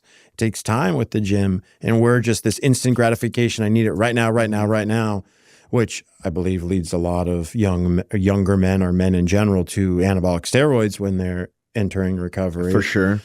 But that's something that not talked about. Yeah, I mean, so we also are living through a time where steroids is systemically available. Oh, yeah. Normal. Yeah. Right? And it's like, so we're living in a time where men are just unhealthy, period. Right. Right? And now you're feeding this in, like, not endogenously, external hormone into your machine that is already out of whack. Right. You're completely out of balance. And now I'm going to throw this monster of a drug in because it's not fentanyl. Dude, you can't test for it traditionally. Like, Nope. no, there's no drug panel test that tests for steroids. For tren or for testosterone. Right. Yeah, I was about to say it used to be the pain clinics, right? The opioid epidemic, pain clinics fucking everywhere. Now it's wellness clinics. For sure. Let me T get you, clinics. Yep. Let me get you your testosterone. Let me get you your, is it Wegovy or Wegovy. Yeah. The GLP-1s and all that stuff. Those. Yeah. And here's the thing. It is a tool, right? And you can either, like with a hammer, you can build a house with a hammer, you can beat someone's head in with it. Like, you can build things with tools, or you can hurt people with tools. Right. And so, and in early recovery, you know, we've got this Kratom thing that's going on systemically, right? Yep. And it's like, people are testing for it now. 100%. But it isn't a drug, right? Right. And so it's like, I was just talking to a doctor recently, and he said, there are 2 major people that I see that come in to detox for this specific drug. And it's people who have no clue what it is and people in early recovery. Right. That's who he's treating in this detox for Kratom withdrawal. Yeah, it's that 7-hydroxymitragine shit. Yeah, we've been seeing a lot of it too, because it falls into this justifiable area. For sure. That is the gray area. Right. But it gets its hooks in and it rips you down. It is a partial agonist of the mu receptor. Right. So it attaches to the same place that opiates do. Right. And the treatment centers, your insurance won't pay for your detox for it. So what do? They slam you with an opioid use disorder code and give you an opioid detox, but it's not an opioid. You don't test positive for opioids. Right. You don't test positive for fentanyl. It's more complicated than that. Yeah, and it's super dangerous, right? Because we literally recorded a whole thing about this on Tuesday. Okay. It is not FDA. It isn't FDA approved, and there is no DEA scheduling around it. Nope. So there's no oversight in how it's packaged, manufactured, or sold. None. It's a dietary supplement. It is a dietary supplement. Yeah, I'm very familiar with the research chemical dietary supplement area of the world, unfortunately. I mean, so specifically with Kratom, right? Yeah, there is this thing going on where people are ignorant to it, and then you have fitness influencers that are like advocating it because they got sponsors. Yeah. Right? Yeah, and now, yeah. But fitness influencers aren't taking 200 milligrams in the morning to get going. No. They're literally doing the 2 milligram tea. Yeah. Versus the addict who is, this doctor said, like, he had the highest dosage come in last week, 600 milligrams a day. And Kratom or test? Kratom. Okay. Kratom.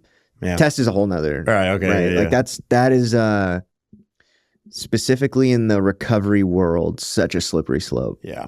I've seen the aftermath of like, so I have a really good friend who, should I even get into this? You don't have to. He made some terrible decisions, like really, really fucked up decisions. Yeah. And he pointed it all towards his steroid addiction, right? And it made total sense. And but I look at this man and like I have a lot of respect for this guy, right? Ended up doing 7 years in prison because he like paid somebody to try to kill one of his loved ones, right? Based on just terrible decision making, right? And it was like, and so I've seen like the extreme end of like what steroid abuse can do. Yeah. And then I've seen like the non-harmful, like you do a couple cycles in a year and like you look better. You do like your cut cycle right before the summer and now you look good. And it's like a very gray area where it's like, yeah, it is. But it's like a tool. right? Like you can kill somebody with a hammer, you could build a house with it. Yeah. And these clinics that pop up everywhere, it's like, have you gone in? I know a little bit about like what you're going through, but like you go in there, there's very little restriction in what actually needs to happen. Yeah. And now you've got like the over the phone clinics. Oh too. yeah, the apps. Yeah. The apps, right? And they're testing and so full disclosure, about 3 years ago, I thought I was gonna like get on testosterone. Yeah. And I had my levels checked and they were like, you're at a 796. We can't even mess with you, right? Yeah, like you're naturally just way too high to even justify any of this. So I was like, all right, whatever. But they told me, they were like, if you want to get around the blood test, make sure you come in, don't eat the day before, go for a run and be dehydrated and you will test much lower. I was like, really? Teaching you how to beat the system. Sure. Yeah. Right? 'Cause I was like, it just, first of all, blood drawing for me is like a big problem because I don't have veins. Like, so I go into these places and it's like a half an hour of them sticking me. Yeah. I was like, I don't even fuck that, dude. Like, I'm good. Your pain. You know, so, but yeah, the amount of workarounds for people in early recovery to access chemical relief is much greater than it's ever been as well. Yeah, it absolutely is. And it continues to evolve. Just like you said earlier with addiction is completely changed. Now there's all these new substances available. Steroids 10 years ago were nowhere near as popular as they are now. Right. It's almost like a given. You go into the gym, there's going to be half the guys on testosterone. For sure. And say Kratom now. You can walk into any gas station now in Texas and find the 7-hydroxymitragine, which arguably isn't even Kratom anymore. Right. It's a chemical. It's crack. It's crack versus chewing on a coca leaf. Yeah. Yeah, exactly. Exactly. And then there's all these other research chemicals. I think it goes back to how we were talking about family with communication, where we live in a society where we don't do the research of what we are consuming. We just are so used to consuming and defaulting to trusting companies, or the guy at the store said it was okay. He doesn't know shit about it. Yeah, like, I didn't even need to show him my ID. Yeah. Right. It's like, yeah, gets down to that level. And then you look at like all the other available things at a gas station, like these rhino pills, right? Yeah. Yeah. Yep. John Jones failed a steroid test because he swears he took one of those. Right. Like, and I don't know about that specific situation. He probably was doing steroids. But you have no idea what's in them. But you have no idea. And you're taking it. You're taking it. I went into a supplement store. This was quite a while ago, and got something that the guy told me there. This is when I was big into lifting, and he told me this would help me relax and sleep better after a workout. I found out a month later, roughly, because I ran out and I liked it, and I got another bottle, and then I was like, money's tight. I can't keep buying all these supplements. And I started going into withdrawal. For sure. What was it? What the tianeptine. Oh, wow. Yeah. And I was like, what the fuck am I on? I didn't do any research. I didn't look. I didn't read the label. I didn't do my due diligence. And some of the times it can be hidden by the proprietary blend label. For sure. So yeah, the access to, you have to be careful what we're consuming. Yeah. And so it's very murky around both of those drugs, Kratom and have you seen that TikTok that's going around about that girl that got that energy drink? And she drank the energy drink and felt fucking crazy. Like, didn't know what was going on. And she looked at the can and like buried in there, it said there was Kratom in it. But it wasn't advertised that there was Kratom in it. It wasn't on like the major label. Yeah. You got to like read everything that's in it. And so now, look, treatment centers allow kids to get people to bring energy drinks in, right? It's like, what happens then? What happens if they bring in an energy drink, right, and not even realize that there's Kratom in it? And now a lot of treatment centers are testing for Kratom. Yep, they are.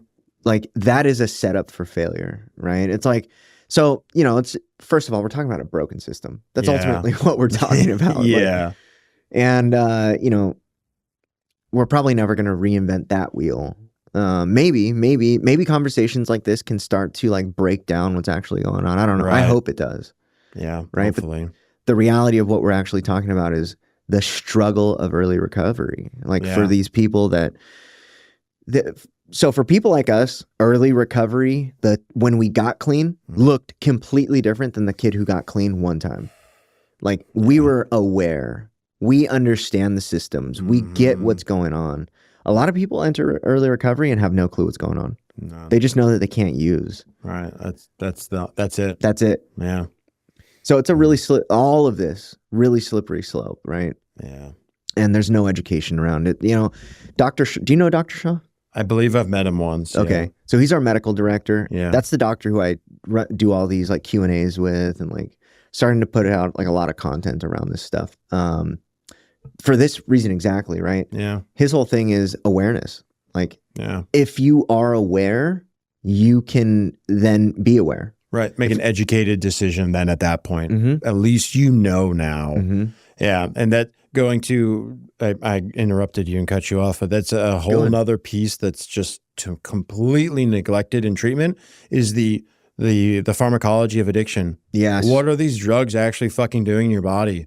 Why did I physically, mentally, completely get hooked on Oxycontin or alcohol, or whatever it might be? What receptors does it play on? What am I looking at for my brain to heal from this?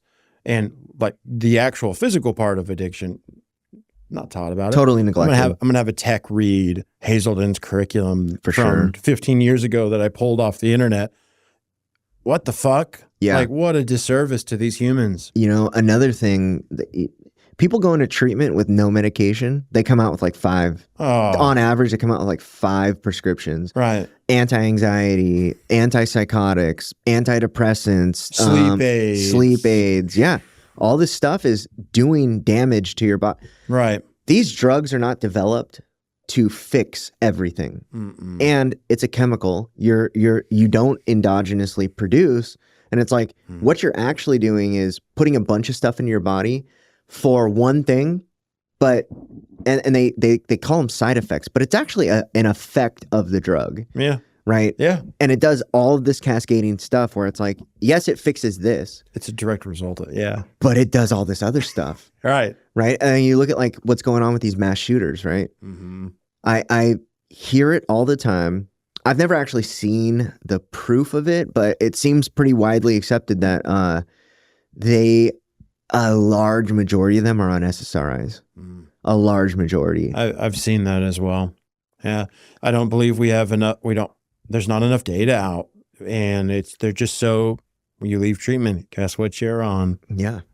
An SSRI most of the time. You have to get tagged with the depression, anxiety. Yeah. You have addiction, you got both of those too. Yeah.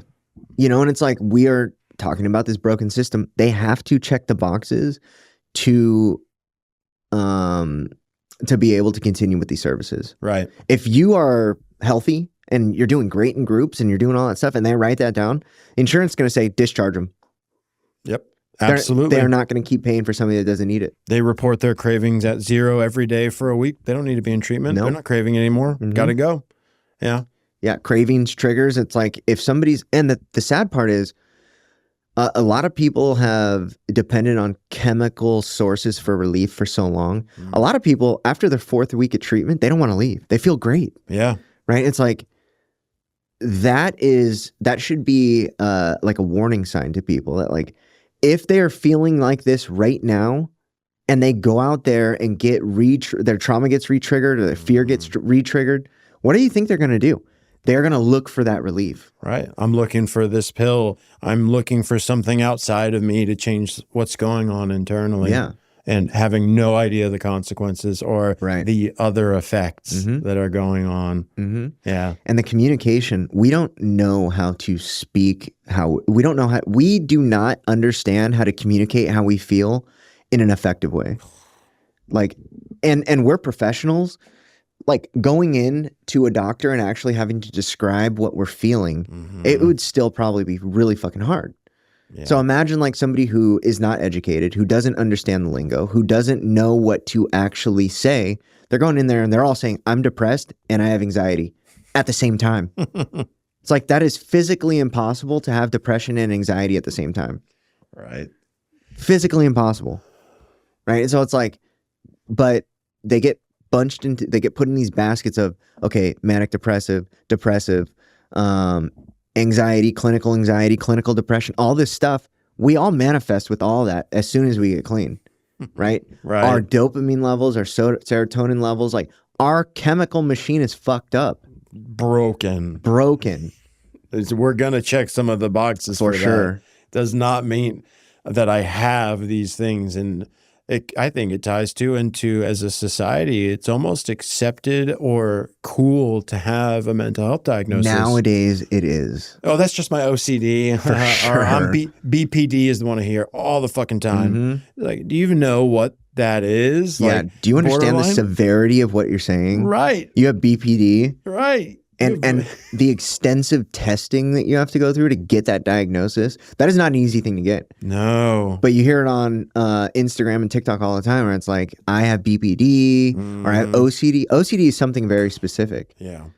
Very easily definable, but now everybody's got ADD. Yeah. Everyone does because of whatever box they think they meet or this requirement. And it's almost cool to have it. And maybe I'm wrong, but that's what I see. Nope, it's what I see too. It's not to shame people that have these things, but it's not. What it's actually doing is cheapening the fact that these people have it, because now everybody's like, well, everybody's got it. I've got it. Like, you can't deal with it. It's like, dude, I really cannot focus. Right. I really need this still. And it's like, there's that one chick, the rich hippie chick, you know what I'm talking about? I believe so. She's like a white girl with blonde hair and dreadlocks, and she has like all these songs. She like talks about like psychedelics and stuff. Like that girl is like the epitome of what is wrong with mental health diagnosis, because she talks about her depression and like taking mushrooms to like heal herself and like all this stuff. And it's like you're almost mimicking in a mocking way what people are going through in a detrimental way. These people are killing themselves over this stuff. Right.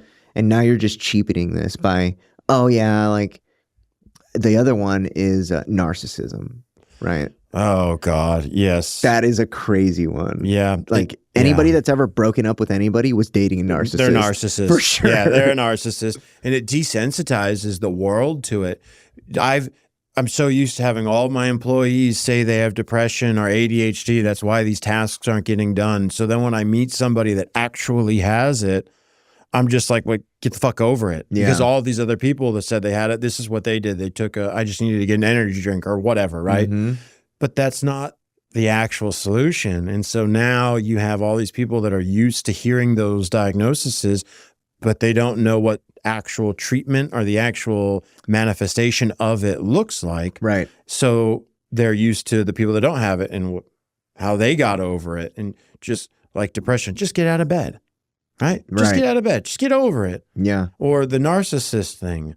And it just does a disservice to the people that actually have those diagnoses and the battles that they have. Because when you really have some of it is a fucking struggle. Dude, it's a nightmare. Right? I mean, depression, the core is a deficiency of serotonin, right? There's no getting over your brain producing not enough serotonin. Right. You can't get over that. You have to do things or take things to help. Yeah. I think the physical part, like you were talking about, is so important that it's just neglected everywhere. Yeah. Most places. Neglected. And that is huge. Yeah. It's so somebody was saying the other day, they were like, all treatment's the same. Right. And I was like, no. And she was like, no, all treatment's the same. It all sucks. And I was like, okay, yeah, you're pretty right. Like, you know, it's like the reality is there's really good treatment out there, but it's few and far between. Yeah. Few and far between. And a lot of places are coasting off a good reputation. Yeah, they had a good reputation and their standards have been dropped. They're paying for reviews. Yeah, absolutely. And it's like, so Ian told me this one time. He was like, the treatment industry is like the Italian food industry, right? These people will come in, they'll have an amazing product. They got their cousins coming in from Italy and they got grandma out in the front, like greeting people. And then they got that greedy cousin in the back that says, you know what? If we just stop making the sauce, we can save a bunch of money, right? And then it's like cutting corners here, cutting costs here, cutting costs here. And he was like, and then you see it in the Yelp reviews, like where people are saying 5 years ago, this place was amazing. I don't know what happened. Yeah. Right. the difference is the treatment industry would never let those reviews fly. No. They are buying reviews. They are cornering clients into writing good reviews. Like, make sure that client gets their phone and leaves us a Google review before they discharge. I remember when I was told that and I left that meeting, I was like, I am not fucking doing that. Yeah. I did that in the automotive industry. I am not doing it in this treatment Crazy. world. Fuck it. Not a chance. Crazy. If that individual had a bad experience, that is for them to share. For sure. Yeah. For sure. And it's like, you can have your belongings back, but make sure you write that review first. Right. It's like, and then you're like, yeah. Did you put my name? Is my name on there? For sure. For sure. Make sure Make sure you mention me. Yeah. It's fucking sick. It is. It's so true. And you start with, we're not going to make the sauce anymore. And once you start down that road, you've lost, because when do you stop? You have now compromised your product and the quality, and it bleeds into everything. Everything. And then the good people that you had there that were passionate and driven and had that fire, they leave. There's a changing of the guards, and now the vision is gone. Yeah. The mission is gone. It's still on paper, right? But everybody that took part and like actually had a hand in developing all this stuff, gone. Right. And now it's just, if it gets passed down, it's passed down because they have to be exposed to like the operation manual or like whatever. Right. They're not actually reading it. And the captain of the ship is responsible for, in the treatment industry, it's a top-down culture. Yeah. The captain of the ship is the person who's responsible for instilling that in his employees or her employees or whatever. And it's like, when that person neglects what the staff in that way, you can see it. It's a ripple effect that translates into people dying. Yeah, right. It does. I will not, no names, but yeah, that hits home big right now with where I'm at the top, and it bleeds into every staff member and the boots on the ground, the techs that are so important in their role. They don't care. And it's not that they don't care about the clients, the patients, but they don't care about the company. They no longer believe in the cause, and the humans suffer, and they're the ones that die. Yes. And it's because ultimately, like, we are probably going to be fine. Like the people who are in the field on that front line at the tip of the spear, we're probably going to be fine. We're probably going to stay sober. Yeah. Yep. But how long are you going to stay sober with that over your head? Those are the kinds of dominoes that fall that takes people out with 20 plus years of sobriety. When my executive director is only reaching out to let me know what I'm not doing, how bad I am doing at my job, what note I forgot to submit on time, not to check in, not to say great week, when that's all you hear, that bleeds. And then eventually, if you continue, your recovery will become compromised, because then you've now entered into the what's the fucking point line of thinking. It's dangerous. And it's like, whether people agree with this or not, like, everything we do in recovery is a result of the recovery. And it also always feeds back into the recovery. If you're doing fucked up shit, your recovery is going to be fucked up. Oh, yeah. If you're doing good shit on an altruistic plane, you're going to have a good recovery. Yeah. The way that you do anything is the way you're going to do everything in your recovery. Yeah. That's why it's very important to have foundationally a solid foundation with really good bones of that structure. Like, super important. And community feeds into that, right? And this is why, so I've already got it from people. Like, I bash AA and stuff. I do not bash AA. Haven't heard once, and I've gotten this feedback where it's like, well, you shouldn't say this stuff. And it's like, is it true? Because if it's not true, show me how it's not true, and I'll stop. Right. If you can prove me wrong, fine. Right. But the two things that Bill and Bob got fucking perfect was the sponsor-sponsee relationship. Yep. And the wording of that book. Dude, they are, I mean, just fucking monks. Yeah. Right. Like, but the sponsor-sponsee relationship, amazing. Like how they came up with that and like the way that it really, really sets the pace for people's recovery is amazing. I completely agree. Like I told you, that Cornelius Feet, he was my sponsor. I still talk to him to this day, years later, because we developed something, this intimate relationship that the foundation was pure and genuine, and that connection you get with people, it's not everyone gets that with a sponsor, but Right. it can develop into that, and it's a beautiful thing. So Dr. Shah is developing this, it's a model around a theory. And so this is another thing that if I would have had the information that he gave me early on, I would still be a participating active daily member of the 12 steps. Mm-hmm. But he wants people to, he's a 12 stepper. And Okay. he massive proponent of the community aspect, right? Because oxytocin comes from we, dopamine comes from me. Mm-hmm. In those rooms, you can get massive oxytocin releases, right? Yeah.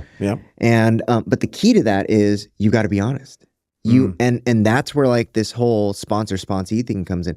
If you can be honest with another man, that one person, it sets the stage for you to go in there and have a safe place to rebuild your prefrontal cortex in an effective way. Right. And so he says you need 3 things. You need to build a safe space. Yep. Whatever that is, right? It could be the rooms, it could be church, it could be like some kind of club that you're a part of, whatever it is. It's got to be a safe place where you get your oxytocin, and you've got to have a community. Like, you've got to have those 3 things, and they all feed into each other, right? But the key to the sponsor-sponsee relationship is you have stripped yourself naked, metaphorically, right? Like completely raw, right? Yeah. And what it does is your brain cannot rebuild prefrontal cortex. Mm-hmm. All that neurogenesis cannot happen in a state of fight or flight. You have to be in a safe place. Yeah. So what it does is it makes you vulnerable, intimate, and then you can get that oxytocin release.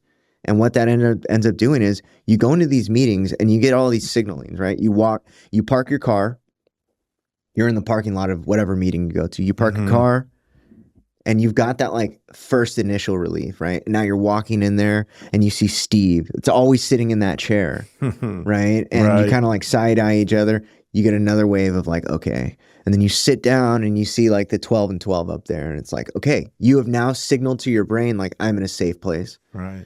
I can do my thing here, right? Like, and if somebody would have told me like, you are treating a physical a biological manifestation of the problem by going into these rooms, if they would have framed it to me like that, I would probably still be going daily. Right. But I developed something different. It's very specific. It's very intentional. And I get the same exact things out of it. But man, if you can find your way into recovery in those rooms, that is a surefire. If you can get the right things out of it, the structure's there, the road's been paved, it's well worn. Like this is something that can work if you do it correctly. Yeah. Right. Absolutely. No, I love that. It's a lot of people don't realize that when you are in this state of fight or flight, your brain is not rewriting things. It's not remembering things. Right. It is in a survival mode. You're not learning. You can't learn. You can't reprogram. You have to be safe. You have to feel safe. That is and that goes even to the family dynamic, right? If I'm returning home to my family home where my dad beats my mom, or my wife and I don't communicate and talk, and I'm not safe there is going to be no healing that happens at all, no growth that happens there until I am safe. I love that. I love it. It's really interesting, right? And then he even breaks it down farther where he's like, if you're dishonest with your sponsor, your brain now is protecting itself because you're lying. You're being dishonest, and your brain doesn't understand like why. Probably all it knows is you're protecting yourself now. Right. Walls are up. Yep. Walls are up. No healing. Right. And so that's why it's so important to be 100% honest with your sponsor. The one person in your life that won't judge you, the one person in your life. And so he says this, right? Like, you want people in early recovery to do better. how about we teach better sponsorship? Right? And it's like, if you have better sponsors, you'll have better sponsees. Right. And I was like, God damn. Like, right. You don't throw in the freshman to be the coach of the team, right? Yeah. You bring in the good coach. The good coach comes in, you have a good team. Changes everything. Everything. Yeah. I mean, remember the Titans, right? Yeah. Man, I love it. Yeah, that's so true. It's not talked about really too much. I mean, it's also not really understood. I mean, people might put all this stuff together. There might be like high level like clinicians and like doctors and like people like clinical directors, executive directors that understand this on an educational level, but it's never applied to addiction because that's not an accepted model. No, yeah, it's not. The accepted model, the evidence-based practices, all that stuff, something totally different. Yeah, it is. I love what you said about if you're dishonest, or it all comes kind of full circle. It all connects back to your recovery. It's something I teach a lot with like the value system and how we have two value systems. When we lived a life in addiction, we have our addictive values, or the values of our addiction, and the values of recovery, what we are striving for. Recovery is going to be integrity, honesty, trust, love, compassion. Addiction is going to be manipulation, dishonesty, money, of course, the substances. Your actions, your behaviors will align with one or the other. There is no in between. There's no gray area in this. Your brain understands it's one or the other. I am going to lie to protect something. I'm over here. Yeah. You can convince your brain doesn't recognize that. No. I'm in a survival mode. Yeah. And if I am not following this value system, if my actions, my behaviors are not aligning over here, they're aligning over here. And what side's going to win? What am I feeding? Yeah, it's interesting, right? Because it's like people in recovery exhibit addict behavior all the time. Yeah. Right. And it's like, yeah, Dr. Shaw talks about this all the time. It's like, yeah, you might have 5 years sober, but are you recovering? Like, what are you doing? Like, are you doing the work? Because if you're not, dude, there's a high likelihood that you're being dishonest with your fellow men somewhere. Right. And it's like, if you're being dishonest, even on like a basic, and we all lie, right? Like, it is very hard to not lie, like on some level. Right. I used to think that the human condition was defined by emotional dishonesty. I've evolved past that, but it's very hard to be 100% honest for some reason. And it's like, actually, it's funny. They I forget where I heard this, but it was like 100 years down the line, there was like this cartoon or something where it was like this AI robot was interacting with humans, and it was like checking its honesty level. Right. It's like, what is your honesty level set at? It's like 86. It was like, why not 100? And he's like, humans don't do well with 100% honesty. It's like, what? It's like, oh my God, it's so true. Can you imagine if somebody told me like, oh, dude, you look like shit today? And I was like, what? Yeah. You know, but so it is hard, but the honesty that we're looking for in recovery is a baseline honesty, right? Like, and it's the secrets, right? It's those things that keep you sick. Right. And it's the ability to tear down those walls, vomit all over somebody else, and then really move forward. And in order to do that, you have to let it all go. You can't hold on to that, like that one thing. The one little piece that I won't let go of. Yeah. And for a lot of men, it's sexual trauma. Yeah, it is. It is. It's really crazy. Yeah. So let's go back to your story. That was a really long detour. But let's go back. You were talking about football, arena football, and like breaking all that down. Yeah. Yeah. So that football was the last thing that I like tried to build my identity on. And that was me.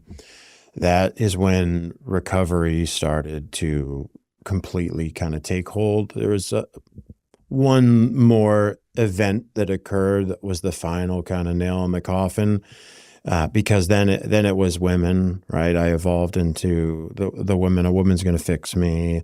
I have to have kids. I'm getting older, which I really wasn't, but I needed to have kids because you have to have kids when you're 20, 21, because I want to be the young dad. So I forced a relationship that should have never happened. Met her in Detox, and we were in love, and she was 16 years older than me. Yeah. Yeah. It should have never happened. And all you wanted to do was have kids. Yeah. And like she couldn't, or safely, and I couldn't either from all the steroid use. And I referred to the Neil Cornelius from day one. He was like, get the fuck away from her, man. Yeah. What are you fucking doing? So fast forward, right? She steals my truck, my dog, and all my shit. I bring her back, and then it ties into the tianeptine, figuring out that part. This is where I was the most broken and the most defeated in my entire life, where I was in recovery. This was the final use of my kind of story. I was in recovery. Yeah. What happened was I was sober. I was doing the deal, working my steps, working my program, but the seed of dishonesty with this relationship just kind of bled into everything in my life. And I was coming home and forcing a dysfunctional, codependent relationship. And this woman did nothing all day. She stayed at home in bed, nothing, while I was trying to recover and get healthy and working and doing these things. And I would come home and, where were you all day? Like, why weren't you here? Those things. And it kept bringing me down and bringing me down and bringing me down. And I continued to force it, sponsor. The one thing I wouldn't let go of, like you said, is that relationships. I needed to be loved. Right. Yeah. Because I ultimately think I didn't love myself. For sure. Right. And I needed to have someone. Right. Maybe it tied into some kind of control, but that was the one thing I wasn't letting go of. Everyone was telling me to get the fuck out of it. Yeah. I wouldn't. I couldn't do it. And it eventually led me to an ICU stay where I had to reteach myself how to walk. Jesus. Mother thought I was completely gone mentally, where I would come back to reality for about 30 seconds. And then I was in some delusional state. Yeah, it was scary. It took my brain a while to heal from that one. And it was not even the drugs, right? It was this, the availability of these chemicals that I justified as being okay to take while in recovery. Because I'm not shooting heroin anymore. Yeah. Right. I'm not taking painkillers. I'm not doing weed. I'm not drinking. I'm not doing this. I'm taking this supplement that I buy from the store. Yeah. It's okay. That's the one that really almost killed me. And it all tied to her. And that's where I let go of everything. I said, I can't do this. I have to just let go of everything. Nothing will derail a good recovery like a fucked up relationship. Yeah. Yeah. I've seen it. I see it with my clients to this day. I lived it. I did it. And once I let go of that, fucking my life it's been incredible. It's been amazing. And it's been really fucking hard. Yes. But I have been living in recovery since then, and I love it.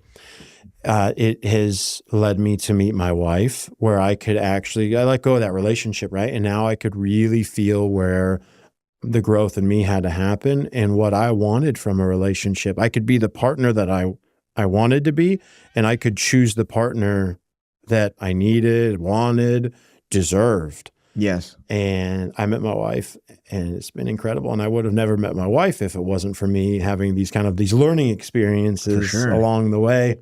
The benefits of your suffering. Yeah, absolutely. It has been. And getting to experience what a healthy relationship looks like is beautiful. Something I never kind of thought of as a goal of life. Like, I want to experience what a healthy relationship looks like.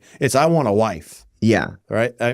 For me, at least that's what it was. I want a wife. I want the kids. I want the picture perfect family, but it's the journey of getting there. Yeah. Of building this relationship with another human.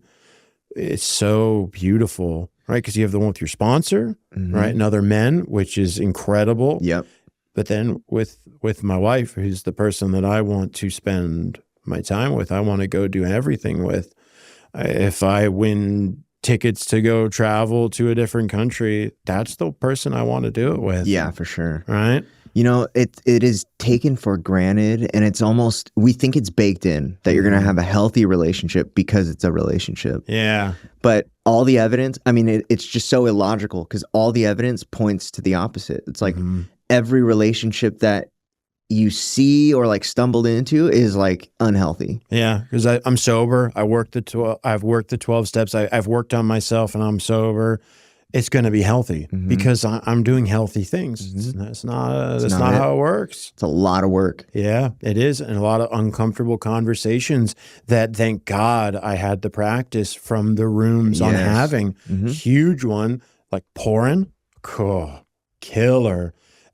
Talking about sex, needs that aren't being met. Yeah. Right. But I've had practice having these difficult conversations in bringing the walls down and being raw and vulnerable and having that conversation. And so it all led up to being able to have this, which is it's beautiful.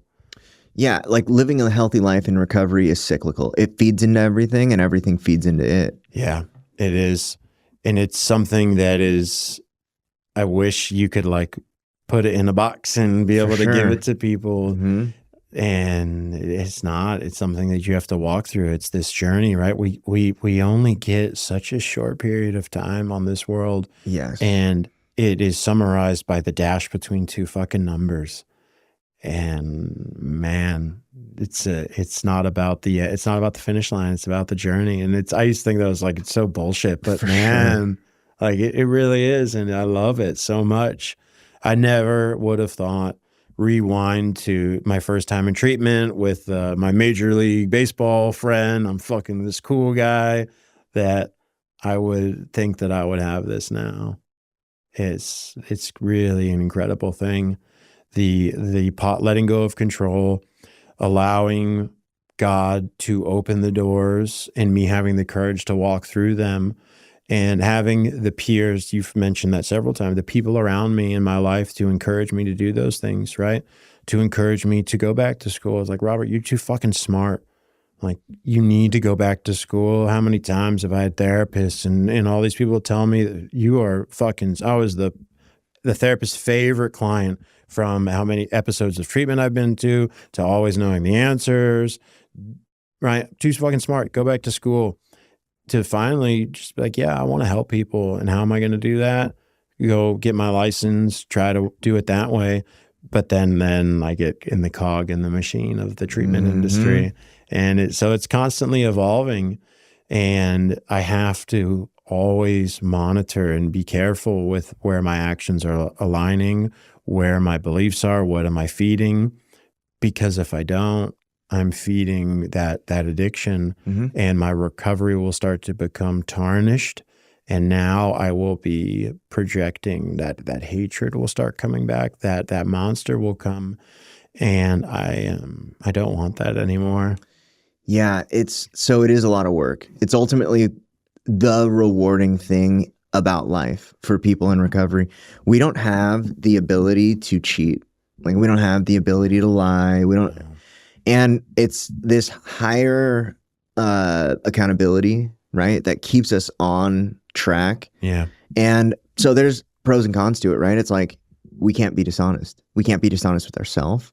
We can't be dishonest with people around us. But at the same time, it like lends to this awareness that is not normal. Yeah. And it's so healthy. Like it is so healthy, right? Like conversations, like the ability to have these conversations, then the actual implementation of those abilities to having those conversations, like that is not normal, right? It is not normal. It should be. Yeah. Like the wish and the hope for the world would be that we are able, I mean, this country was built on the exchange of information and like free speech, like the free exchange of information with other people and the ability to accept like, we don't agree. Yeah. Not happening today. Fuck no. Not happening. No, you don't agree with me, you're the enemy. For sure. Yeah, and I will kill you. because you're wrong. Like, what the fuck? Yeah, like people laugh when they hear like the term info war or like the thought war, or like the ideology war, and it's like these are just as real as the war that's being fought in the Middle East. Maybe we don't see the death behind it because the reality in the world that we live in, we don't connect those dots really easy, but there are people dying because we can no longer accept that we disagree. Yeah. Look at what just happened with Charlie Kirk. That was an ideological difference that led somebody to kill somebody else. Yeah. Right. And as whether that guy was right or wrong or telling the truth or lying, that should not have been the answer. And we're living in a world where that is like a viable death choice. Yeah. Now. Murder, execution. Yeah, absolutely. It is. It ties into your like, even like with the society we live in, right? Where we are not communicating, we are not exchanging these ideas. And what we are doing is we're surrounding ourselves with the people that have the same belief. Exactly. And I have this negative feedback loop of the same bullshit. And so I'm not growing. And then what am I going to do? I'm not feeling fulfilled. I'm not feeling purpose. I'm getting the same information. So I'm going to reach out for a substance and I'm going to quiet. I'm going to numb. I'm going to be content with complacency. Oh, dude, the exception of mediocrity. Yeah. Right? Like, yeah. Fuck. And people get comfortable fast. Real quick. Really quick. Got my phone, got my computer, and I'm okay with it. I'm comfortable. No, I don't want to have that conversation. No, I don't want to talk about politics. I don't want to talk about what I believe. No, I'm okay. And what ends up happening is people aren't convicted of their beliefs anymore. Right? And you have extremists that are, right? But it's like the average person out there is just so avoidant of confrontation. Right. Where it's like confrontation doesn't have to mean like hatred. Right? Confrontation is a healthy part of communication. Yeah. Are you using that tool to build something or kill someone? Right? It's like it all goes back to that. It's like everything in our life is a tool. Yeah. How are you going to use it? Right? And it's when people talk like this conversation is not had enough. First of all, not had anywhere near enough. No. But then the people who have these conversations, they're typically framed in an adversarial way, right? Like the big conversations that you see, it is always gotcha moments for clips. Oh, yeah. Yeah. Look how I gotcha. Look how stupid this was. Yeah. And it's just the clip taken out of most of the time taken out of context. So far out of context. Right. And it's just to get a viral 12 seconds, 15 seconds, and generating hate, confirming my bias or whatever. Confirmation bias. Yeah. Look, I'm right. I was right. Like you were saying with people say you bash AA. I haven't heard you say one negative or bashing thing about it. Yeah. But could someone take some of what you said, what have I said, frame it into a little blip? And I'm sure. Yeah. Yeah. You know, this is a good point, right? Where it's like, this is a long form podcast, right? A very long, like this isn't not a typical conversation. Like we have been talking for 2 hours and 8 minutes. Okay. Feels like 15. Right. Yeah. And this is about the average time. I've had a couple go past 3 hours, right around 3 hours. But this is about the typical length of a conversation. It flies, but this is not a typical conversation. We have gone from treatment to life to relationships to politics lightly. Like we've talked about a lot of stuff. Yeah. And we've never spent this much time together ever. The most time we've spent together before tonight was 5 minutes when I went and visited you guys, right? Yeah. But for all the agreement that we have, we probably disagree on a lot of things too. But the reality is this exchange of information and this open dialogue has lended to a relationship that has been built on something like tangible that we can now say like, I know Robert. Yeah. I probably know more about you than a lot of your friends. Oh yeah. You know? Yep. And it's like, this is all it takes. Yeah. You sit down with somebody for a couple hours, you get to know them in a real way. You get to make eye contact with them. Yeah. Like there's there's like all the micro expressions, like we understand each other, right? And it's like, this doesn't happen anymore at all. No, it doesn't. It's I said earlier, and you said we'll get back to that. How you doing today? Dude, you doing all right? I'm good. Yeah. So how you doing specifically is one that has been, people are so desensitized to it, where it's like, how are you doing means something very specific. Yeah. But in today's parlance, it is hello. Yeah. It's a greeting. Yeah. It's the new hello. Hey man, how you doing? That's the greeting. What you say when you're walking into a room or you see someone you haven't seen in a couple of weeks. Yeah. But if you would have asked me, hey, how are you doing? And I said, dude, me and my wife are fucking fighting. I don't know what's actually going on. I think our marriage is like struggling and I don't know what's going to happen. You'd be like, not you, but like the average person would be like, oh shit. Dude, I didn't ask you that. Yeah. Like, fuck. Yeah. So I have recently done this a few times where someone would be like, hey, how are you? I'm like, do you really want to know? Or are you just saying hello? Yeah. Right. And they always go, no, really, how are you? It's like, okay. Right. Yeah. But the reality is that. We have 15 minutes, right? Like, yeah. How much time does that actually take? And so the power of words, right? And this goes back to recovery. When I entered recovery, honestly, for the first time, right, I had to, and because of the situation that I was on Suboxone. So the way that it works is this. I was on Suboxone. I was going to AA because I cannot go to NA because I can't. That's just how it is. I cannot spend that amount of time around those people talking about the things that they're talking about and think it's going to be healthy. Yeah. And in the rooms that I was going to, I was always told that I am not free to share because I'm a drug addict. Yeah. And even if they're okay with that, I was on a drug. You're not sober. I'm not sober. Yeah. Yeah. Right? Yep. And it was like, dude, I need help right now. And if you guys, and I didn't have time for them to get to know me and accept me before I needed that help. Yeah. And so that's how I ended up doing what I'm doing now. I needed help now, and I didn't have the time to get you to like me. Yeah. Right. And so, but I had to, because I like went off on my own. I'm not on my own though. The thing is, Taylor's in recovery. A bunch of people that I'm surrounded by, like in my tribe, are in recovery.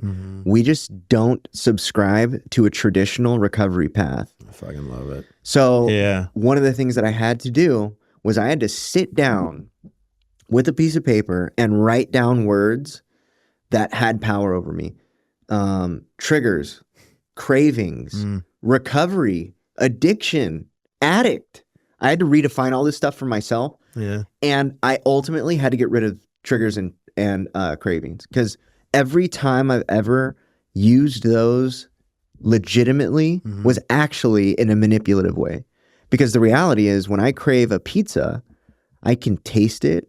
I can feel it in my body. Like I'm craving something, right? Yeah. When I crave drugs, ultimately what I'm doing is I'm obsessing mentally. That's all that is. Yeah. And they use this word to point to so that they can kind of understand what's going on. Yeah. Right. But it is not even related to craving food. It's not even the same thing. So I had to get rid of that so that I could take the power back from these words. Right. Because ultimately what I did was I gave the power to this word that I could point to and say I had no control. Right. I was triggered. I was triggered. Yeah. I had a craving. Yeah. The trigger happened. It's almost like it's an excuse. Yes. I gave it the power over my behaviors or my actions. Yeah. So I had to completely get rid of those. Now, I'm in the treatment industry. I mean, literally, we have to use those things as metrics with our clients, triggers and cravings. Yeah, we do. Yeah. But for me, I cannot sit on those words anymore. The way that my recovery works is I have to take responsibility. I'm not taking control or power. I'm taking responsibility for my actions. Yeah.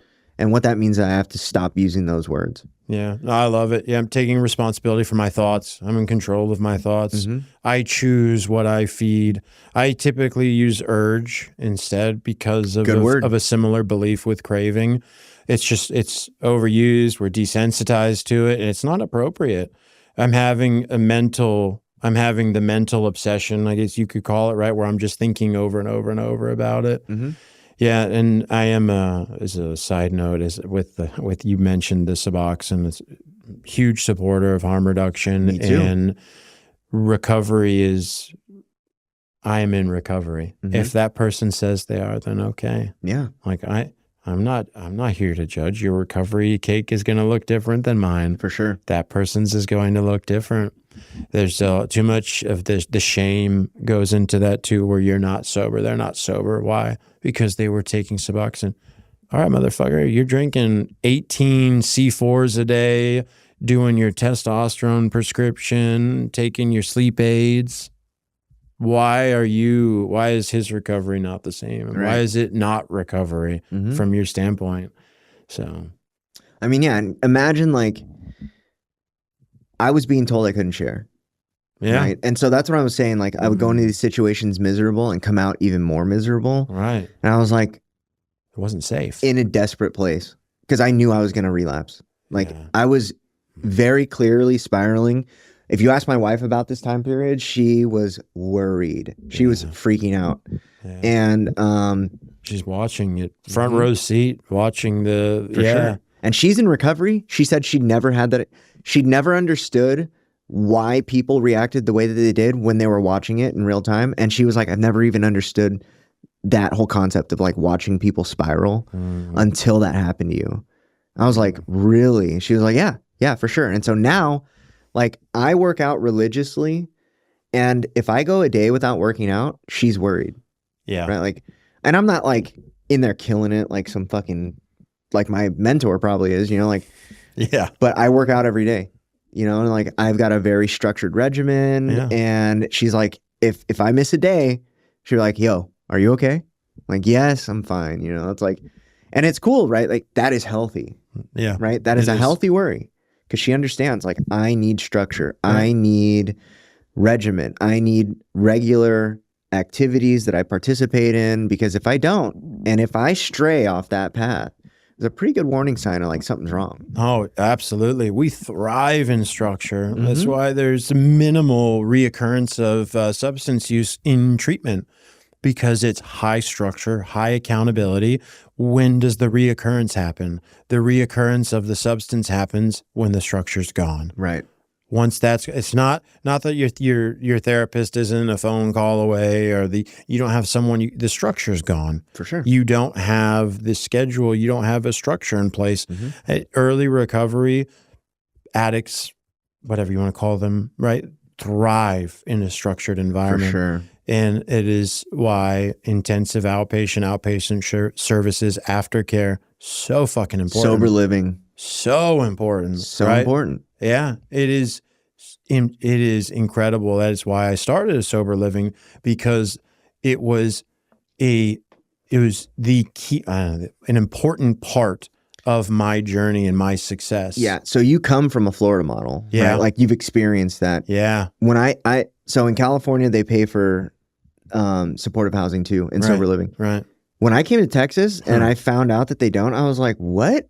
Like, what do they do? Like, what do they do? And they're like, I don't know. It's like nothing, frowned upon, you know, like if you got PHP with housing, like people have like a negative opinion of it unless they intimately understand what you're doing. And it's got to be like, by the fucking book. Right. The majority of people who have PHP with supportive housing, their reputation gets smeared just from that alone. I don't understand. It doesn't make sense. It's absurd. And the people smearing them aren't offering that. For sure. It's like, so what's your solution? That is a good point. Oh, well, we can't do that. No. It's not that you can't. You haven't taken the time to go look and work on it. It's it's wild, man. It is. It's wild, man. It's like, so on top of a broken system, we also have like broken ideology around what's going on. So now you're like burning the candle from both sides, you know? And then ultimately, I'm going to keep saying this, and I always say this, is at the end of the day, people are dying. Yeah. Like, because of these like disconnects between what's promised and what's actually delivered. yeah, me and you are going to be fine. But like your client that just passed away, dude, it's like, is that a direct result from the industry failing her? Maybe. Like she's got her responsibilities in what happened, but did we fail her? There's a part that's played. Yeah, we had that like I said earlier, the window of opportunity opened. And I think that happens for all addicts, right? We get this moment of clarity, this window opens where we're like, okay, I fucking need help. And then we go somewhere where we're told we're going to get help and we're promised we're going to get help. And you don't get it. Not delivered. Yeah, no, not delivered. Or there's no follow-up after the 30 days. Because you can't charge for that. Yeah, you cannot bill for alumni programming. All right. Can't bill for it. I mean, shit. Texas and LCDC can't even bill an insurance company directly in the state of Texas.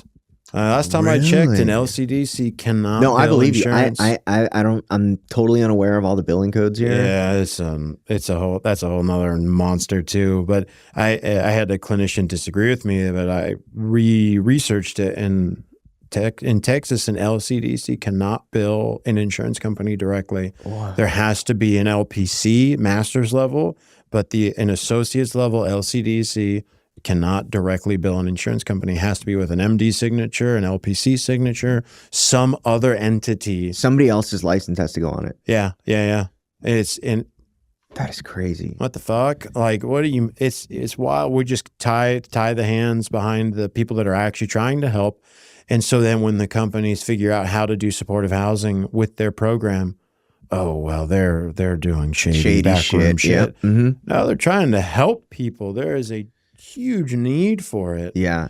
And I have another friend that owns a sober living. Yeah. Right. And him and I talk all the time about this. Right. And it's like if insurance companies, the problem is that they're using data sets against worse data sets.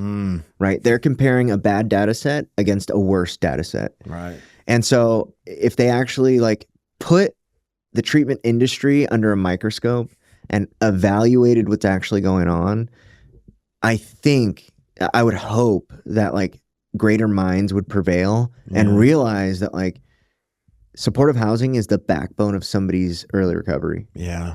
Like it can literally make or break somebody's recovery. If you expect this healing person to go into a sick situation, which is the family dynamic typically. Yep. The scene of the crime, you've got to send them back to the scene of the crime, or the alternative is they got to pay. A lot of it is astronomical. There's the two extremes of it: astronomical pricing for sober living, or the free option, which is like sometimes worse than not going to supportive housing. Yes, because you've got in this market alone, like you've got examples of you go to these facilities and it's like. So when I first got into the market, I wanted to open a sober living. That was the idea to start from. Sober living and build out. Yeah.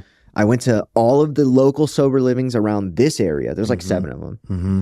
And like my brother went with me and literally only one of them was I like, this is a decent program, right? The rest of them I was like, it felt like the houses feel like drug houses. Right. I was like, what is going on here?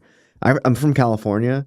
The recovery industry in California is so robust and saturated. And it's like, you've got the shitty houses, you've got the great houses, and then you've got like the middle ground where everybody's like comfortable at. And it's like, it's everywhere. Like in San Diego, there's hundreds of treatment options. Yeah. Like it's just everywhere. Then you come to like Houston, 4th biggest city in the United States, which means it's one of the biggest cities in the world. Right. And treatment is so scarce. Treatment options are so scarce. Yeah. Right. So I think there are like 9 RTCs in the greater Houston area. 9 servicing the 4th biggest city in the world. I mean, in the country. Yeah. Servicing that. They when parity came around in 2008, Obama came to Houston and did like a bunch of studies. Yeah. They found out that in 2008, 1,000 people a day in Houston, the greater Houston area, all of the counties, right, 1,000 people a day were getting turned away from treatment that had insurance. 1,000 people a day. That was in 2008. Since then, we've lost 2 RTCs, and the landscape of addiction has exploded with people. Yeah. So can you imagine how many people are getting turned away today? Right? It's like, so there was a massive, massive need. Yeah. It only grows. Right. This is like a recession-proof industry. Yes, it is. It is only growing as it adapts and gets larger, and it changes now into this where Kratom is available in every gas station, and it's going to be new. Now the new fentanyl is, I believe that they're called nitazines, and that's what's hitting Australia and Canada, and it's starting to come here because the DEA has not found a new isotope of fentanyl in several years, which means that they're shifting now to a new thing. Yes. And it's just expanding even more. But we're not having more, we're not getting more help. No. And we're not getting different help. It's not evolving. So in California, they're going through this thing right now. So they developed a $24 billion package. Billion with a B. $24 billion package to address the homeless issue. Yeah. And in 2019, when this was first proposed, they did like this feasibility study. And the question was, how much money would it take to take every homeless person in California off the streets, put them in housing, and give them $1,000 a month? And it was like 1.6 billion for a year. They got a $24 billion package approved. They distributed the money, 32,000 homeless people in 2019. Guess how many now? I would imagine it's gone up. 162,000. I would not. Quadrupled. That's and they got $24 billion. $24 billion. So now there's all these investigations and government oversight, federal oversight. Right. They're looking into this. They found one case where somebody was awarded a $20 million grant. The idea was they were going to build a treatment center, 132 beds. They were going to get $5 million a year to build and implement. They didn't even break ground. They got all the money. They didn't even break ground on the facility. They just typed up some nice shit on a paper and submitted it. So now you've got all these people that are like going to prison over this stuff, like misappropriation of funds, embezzlement, like all this stuff. But it's like you dumped $24 billion into the problem and quadrupled it. It's like that is a perfect example of what happens when you try to systemically and socially fix an individual problem. Yeah. It's impossible. It doesn't even make logical sense. Yeah. You're going to fix an individual problem socially? How? Would you think that some of it has to tie into societal as well? Whereas a society, we have to accept that it is an individual problem and that it's not necessarily a bad person. Yeah. So we're living in 2025. Yeah. It is October 8th of 2025. The big book was written almost 100 years ago. Yeah. We have had 100 years of scientific advances, social acceptance, social awareness. Right.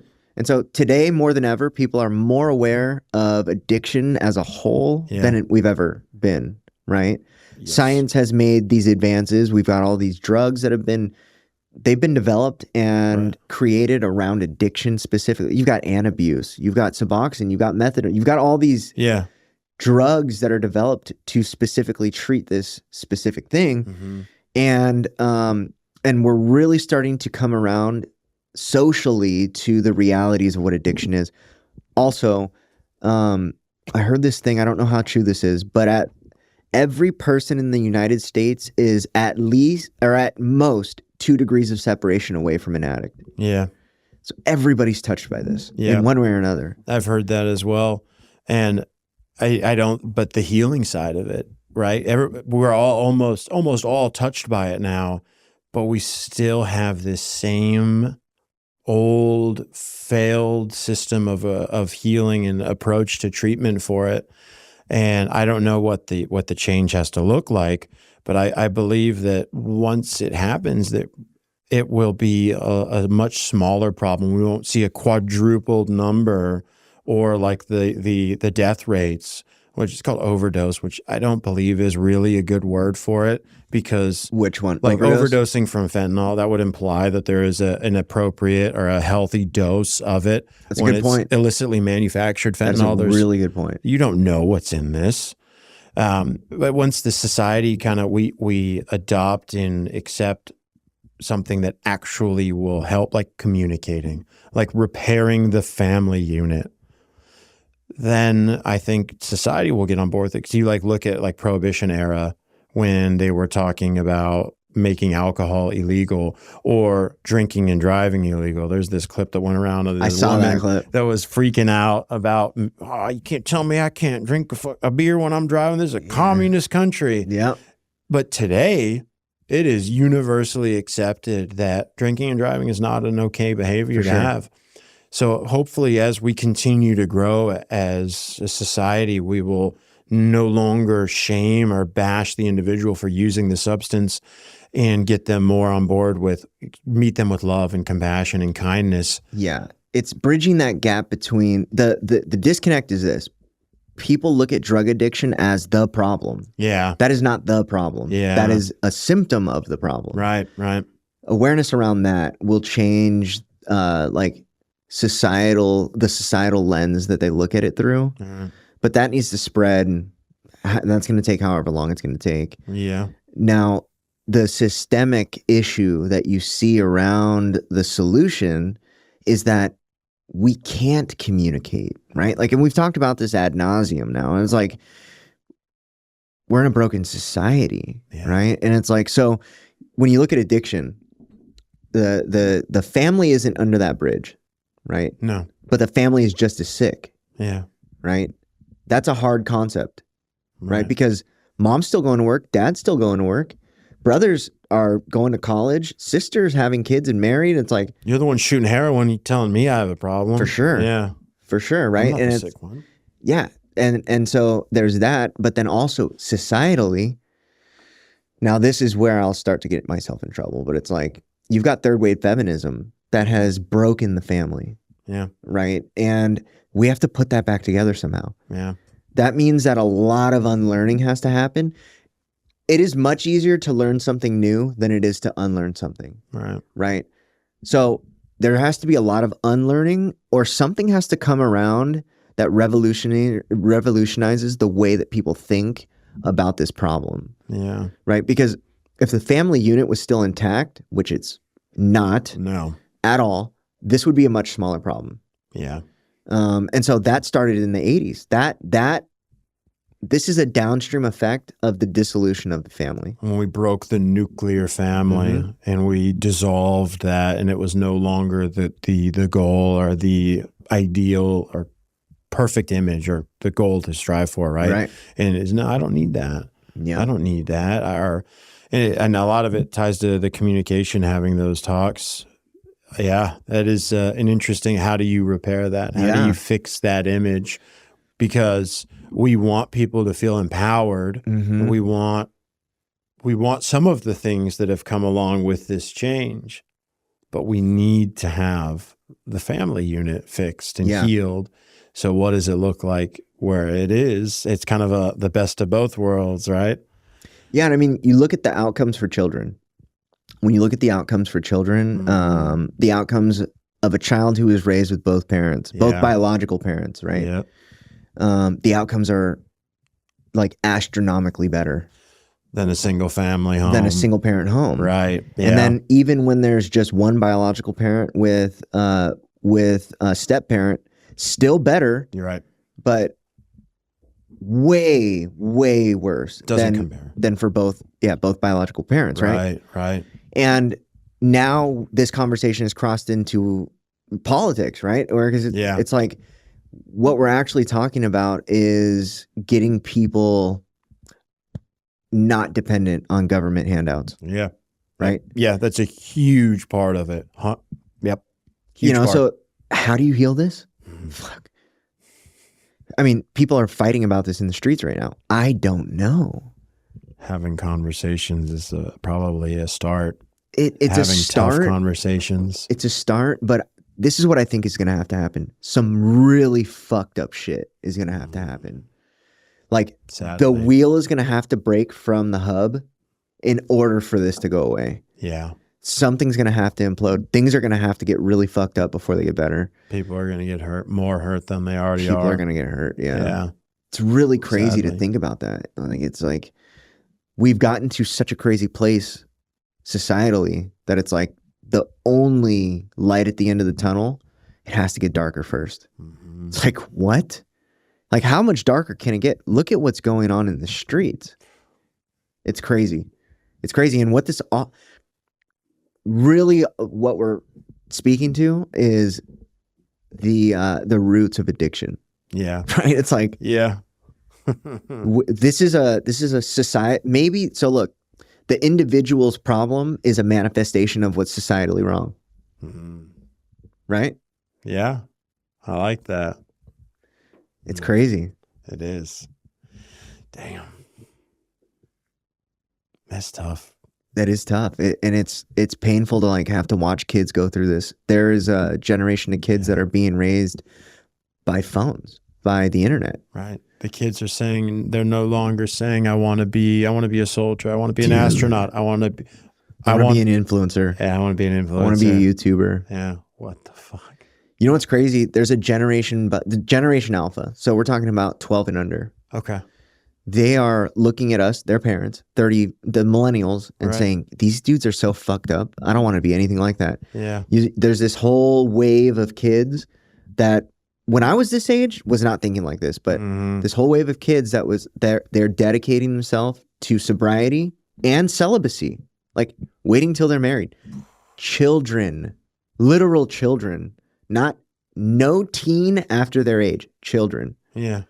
Are making these decisions, very informed, very adult decisions. Right. And it isn't because of their parents, because our generation are their parents.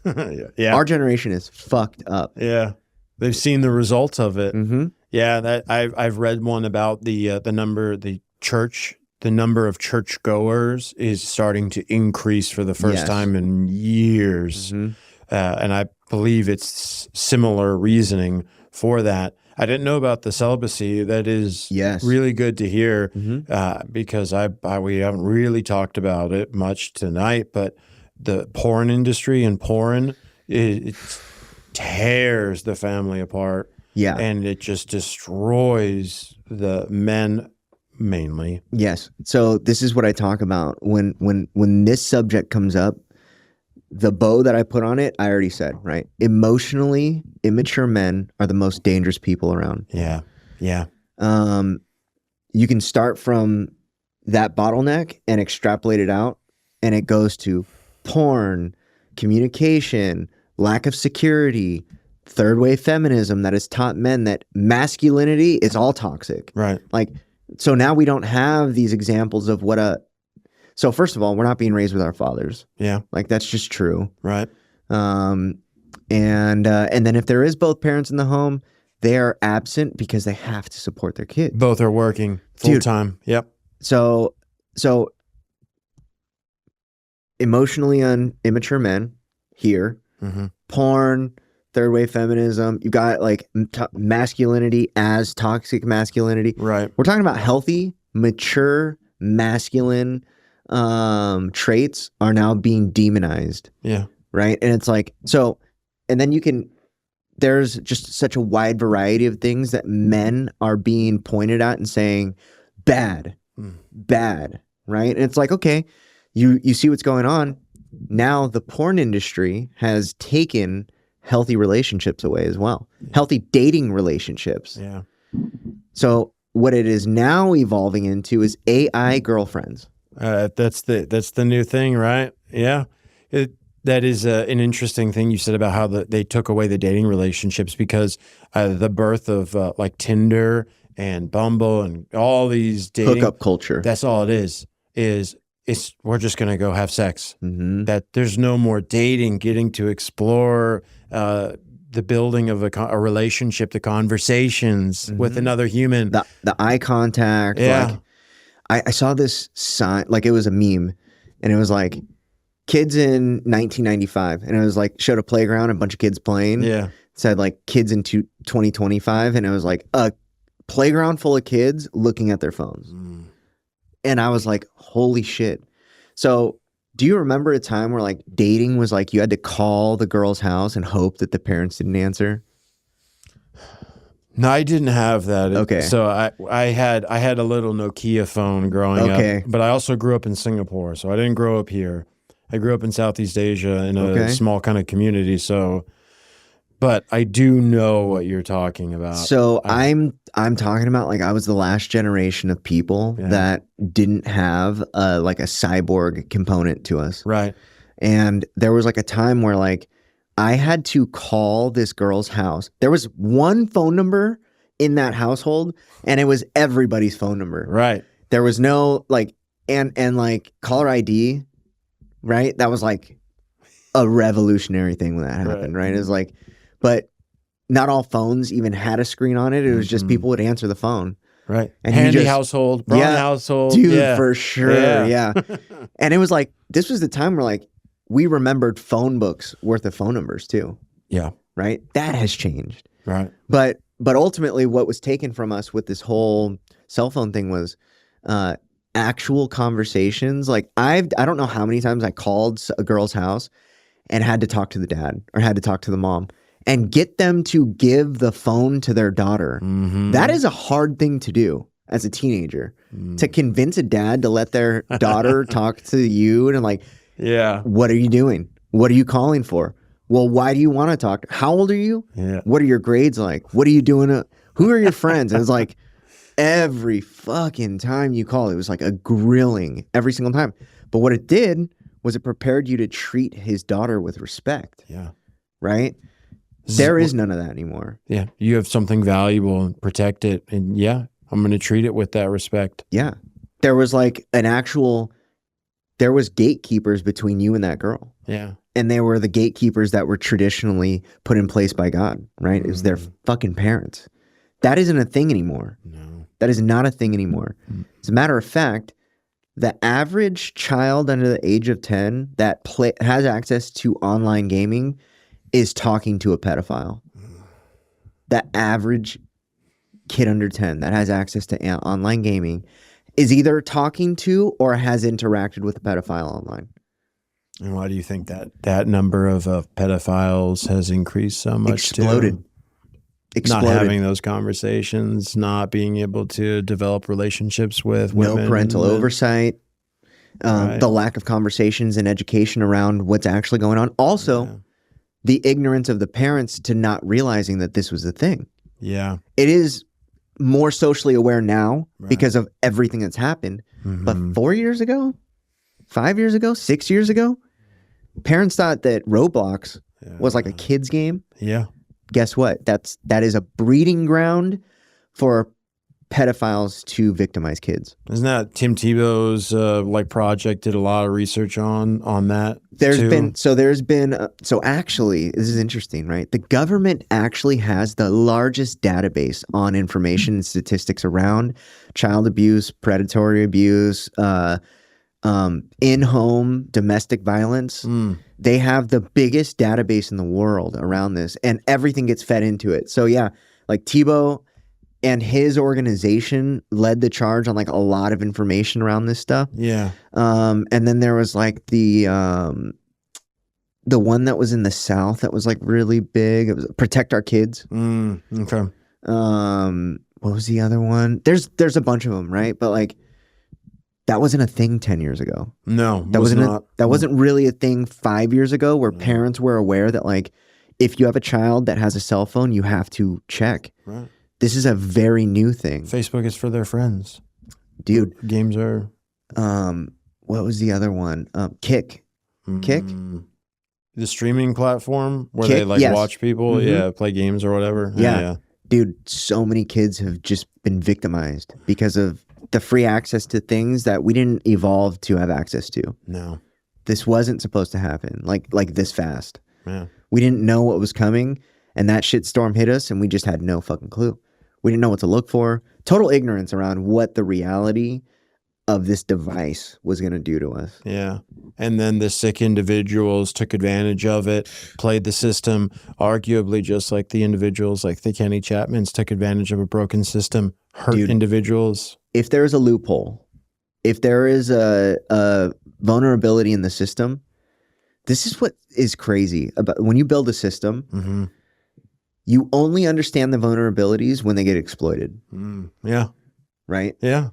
And so, but what's on the backside of that? What is the ultimate price for the vulnerabilities in our kids' safety net? Is the abuse of children. Right? What is the bottom line in the inefficiencies or the vulnerabilities in the system of the treatment industry? Dead people. Right. Right? Buried It's like loved ones. Yeah. It's crazy. It's crazy. That is. And that's why like people who test systems, like security test people and like so important. But in every industry, within our industry, though, that should be a thing, right? Where it's like we don't have that. We don't have secret shoppers that go through your detox program to see if you're being ethical and being medicated properly. No, we have JCO, and we have these agencies that everybody gets ready for every 2 years or 3 years. And there's warnings. Yeah. And there's you pick dates. the files you're giving them, and it's just a fucking sham. It's a joke. So yeah, we should have that. Yeah. Just like with with the fire, like companies will hire other companies. Right. Pen testers, penetration testers. Why doesn't the treatment industry have that? Because you can't fucking bill for it. For sure. You can't fucking bill for it. You're not getting paid for it. I can't bill for offering a better product or quality service to these individuals. Yeah. And nobody has the money to pay for the private facilities. They exist. Oh, yeah. Dude, nobody has the money for them. Yeah. When I first heard of Betty Ford, I was in treatment with a kid who he was actually on Dr. Phil, been to treatment 150 times. Yeah. And he was talking about like all the different treatments that he'd done, and he'd talking about 120 grand a month for Betty Ford. And he was there with like Lindsay Lohan and like all this crazy shit. And it was like 120 grand a year. What are you doing here? A month? What are you doing here? Yeah. He's like, treatment doesn't work. Treatment doesn't work. Watch. I'm going to be here. He was there for 60 days at this. It was a cash pay program. Yeah. He's like, I'm going to be here for 60 days. And watch, I'm going to end up relapsing. I was like, totally see why. Shocker. Totally get it. But yeah, it's so crazy. That is ultimately what brought me to do what I'm doing. Yeah. And it's like, it is more expensive to offer the level of quality that we are building and offering. It costs more for us, but our goal is one and done. Yeah, man. That is our goal. Yeah. And we understand that it's like unrealistic to expect that. Here's something that's crazy. You probably may have heard. In order to get a 5x valuation on a treatment center, you have to have a 5% success rate. The metric that they use is how many clients are staying clean for a year. 5 out of 100 to get a 5x valuation on your total annual revenue. Guess how much you have to get to max out your valuation, which is 10%. 10x. To get a 10x valuation, guess what the number is? 7. 13. 87% fail. So 13 out of 100 humans a year later have to report. That's another thing. That they have to report, handpicked from the alumni department on which ones I'm calling. Right. 13% gets you a 10x valuation of your annual revenue. What other industry is that an acceptable margin? This is failing. This is a failing business, right? Now, what we are trying to do, and the plan that we are building and the systems that we're implementing, and then with Dr. Shaw, Dr. Shaw's whole model is built on the prediction of relapse, not just the prevention. Relapse prevention for us means prediction of relapse. Right? Yeah. What our goal is, 35%. Our goal is to get 35% actively, constantly, 35%. That is our goal. And that is our starting point. Our goal long-term is that goes up. Right? I fucking love it. We think we can do it. We really think we can do it. I love it. Hell yeah. I didn't know that. 13. 5x, 5%, 10x at 13%. And we're talking about, these are very profitable margins. Yeah. If you have a treatment center that breaks past a certain point, very profitable. Yeah. Right? All you need to do is, and we're talking about, so there was, without naming names, There's a treatment company that started with 6 beds. 6 beds. They grew to 540 beds in 10 years, sold for $1.4 billion. Billion. With a B. $1 billion in, it was either, I think it was 10 years. It was 10 years. It was less than 9 years that the sale started going through. With 5 out of 100. So succeeding. I don't know what their success rate was. Yeah. But what I'm saying is this is a very profitable business to be in. Yeah. And you don't got to be that honest. Right. And if you're going to change the industry like you're doing, the big dogs are going to, why are you offering more? Why are you offering better than, why are you going for 35? 5 is acceptable. Right. Don't. Right. And so this is the dirty politics and the dirty ball, right? Yeah. The inside baseball around what we're talking about here is I am already getting blowback around this podcast for these conversations that I'm having, because this is not a normal conversation. Right. We have gone into way more than what we normally talk about on this podcast. But a lot of it is centered around your recovery, not your addiction. Right. Your recovery and your experience in the industry. Right. Yeah. And so a lot of these points are touched on almost every time. Right. But I'm getting blowback around like some of the stuff that I'm saying. Right. And it's like, my only answer to those people is, if I am wrong, I will shut up. Yeah. Prove to me I'm wrong. That's it. And until you do, I'm going to keep talking. Yeah. And keep telling this stuff. Because 17, no, fuck that. Fuck that. Fuck that. Fuck that, because 35. Because those 4, they might be the ones that pay our bills this month. Yeah. Right? It's like so gross. So dirty feeling, right? Dude, it's like I didn't know that. It's so fucked. So crazy. And it's such a profitable industry to be in, and the potential is there to offer more. I mean, and it gets you. They continue the lies and kind of not the falsehoods, maybe, but you didn't get into this to make money. You get into this to help people, and it's just that's how the top continues to justify. The top-down culture says we're in this to save lives. Right.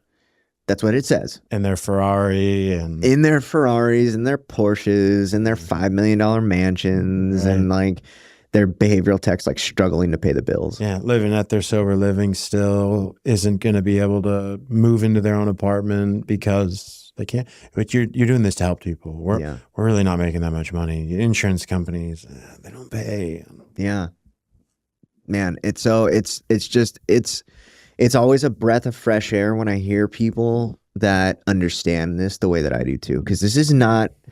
So first of all, a lot of people that I talk to on the background of this podcast that I asked to be on, a lot of people tell me no because they are scared to say something that might cost them their job.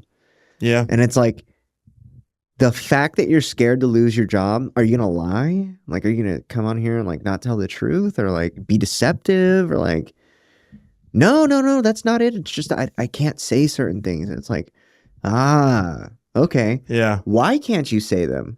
It's like, well, I don't want to hurt the business. Like, why would it hurt the business? Why would it hurt your business to say the truth? If you're being honest and transparent and having these things, it shouldn't hurt the business at all. Dude. And then it's like, wait a minute, aren't you in recovery?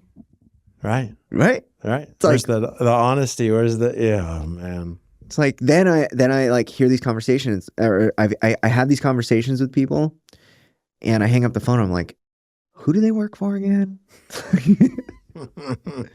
Yeah, man, that's fucked up, and it's like a whole nother side of it too is like if you're in this industry and you slip, you have a reoccurrence of use. It's almost like it's gossip and shame and wow, can you believe that person, they're a human being and like we should be giving them the same love and compassion. Yeah. It's wild to me. Not just that, like they're on the front line of this fucked up situation. Yeah. Like you think every single therapist, every single behavioral tech, every single counselor, every discharge planner, they take that shit home. They wear that shit on their sleeve. The majority of us are in recovery and take this very personally.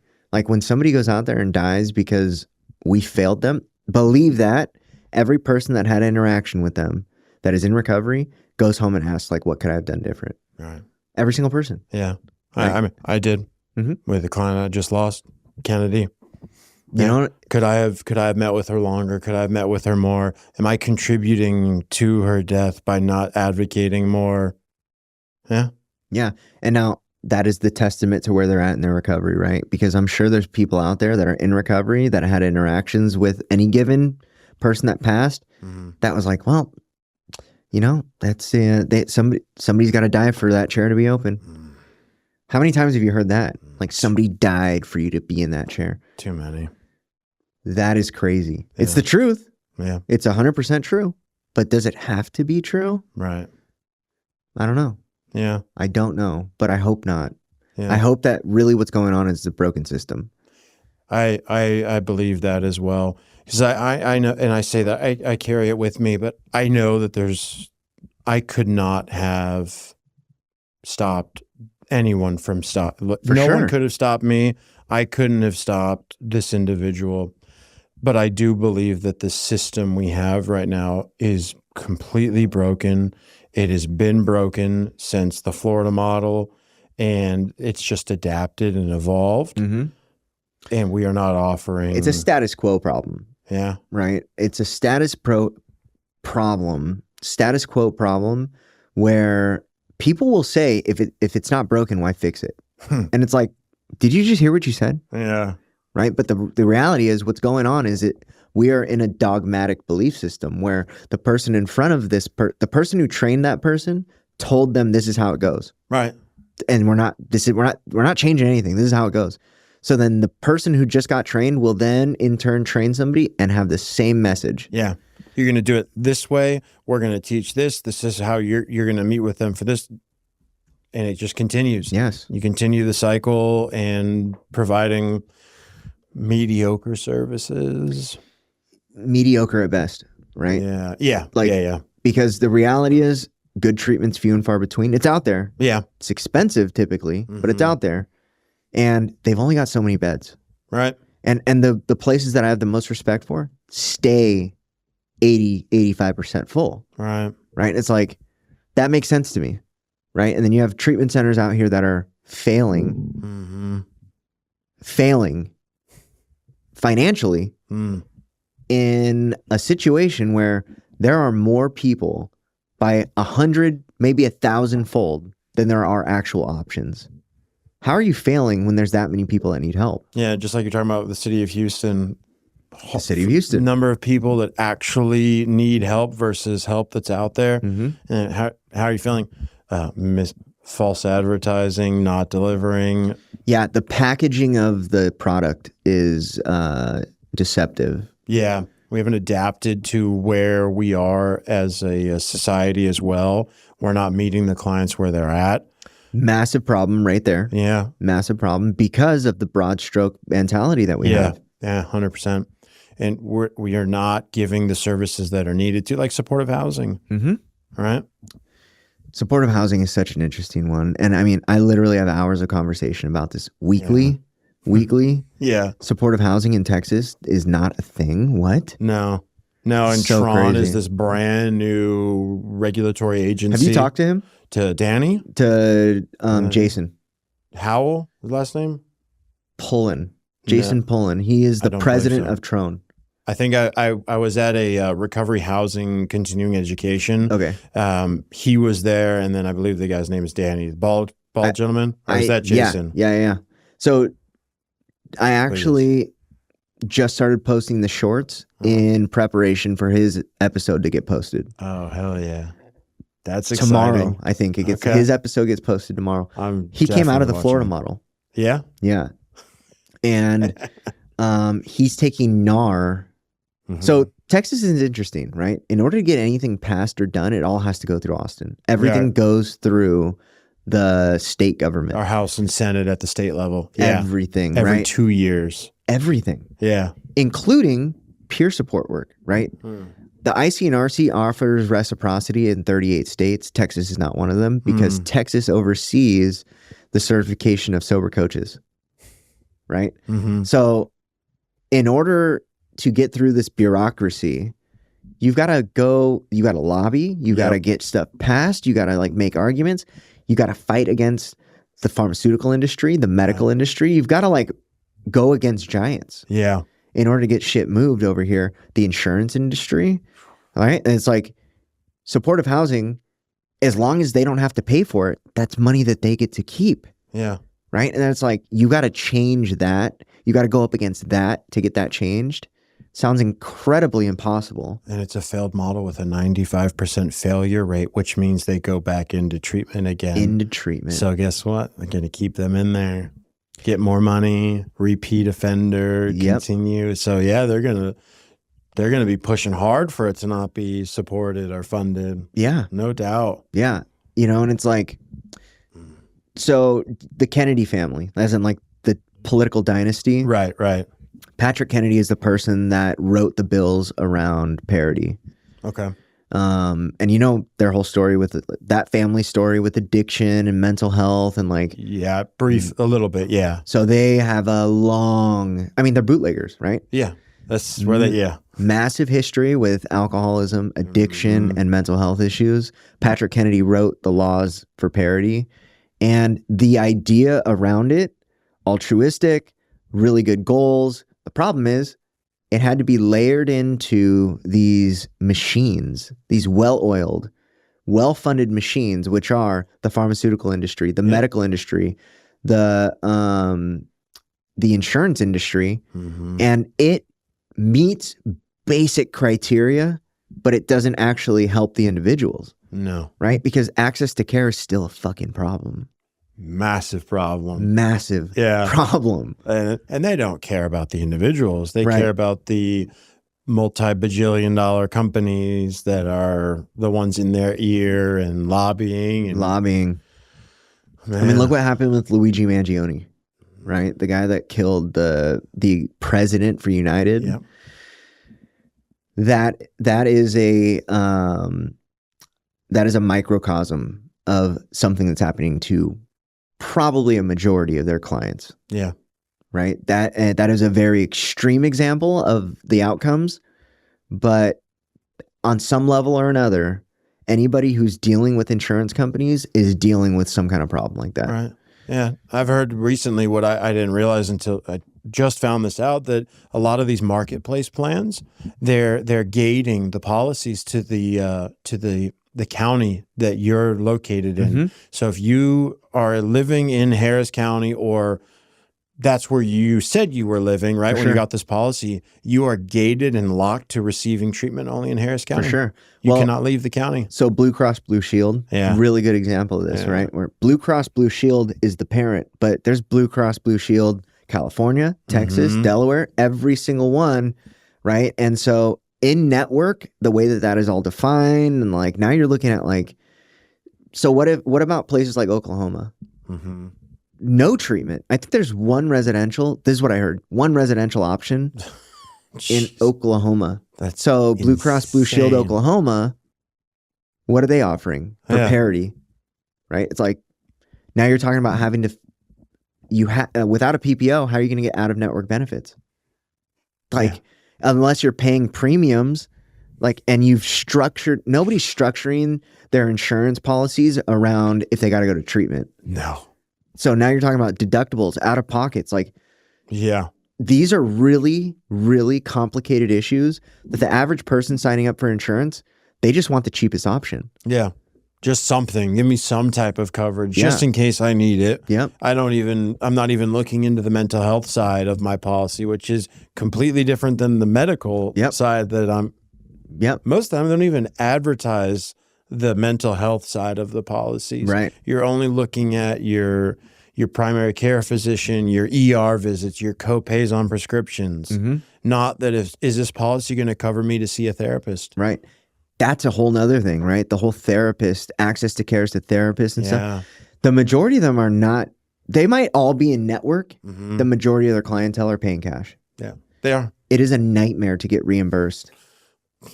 A nightmare. Yeah. It is crazy. Put the date on wrong, or you didn't hit the right buzzword.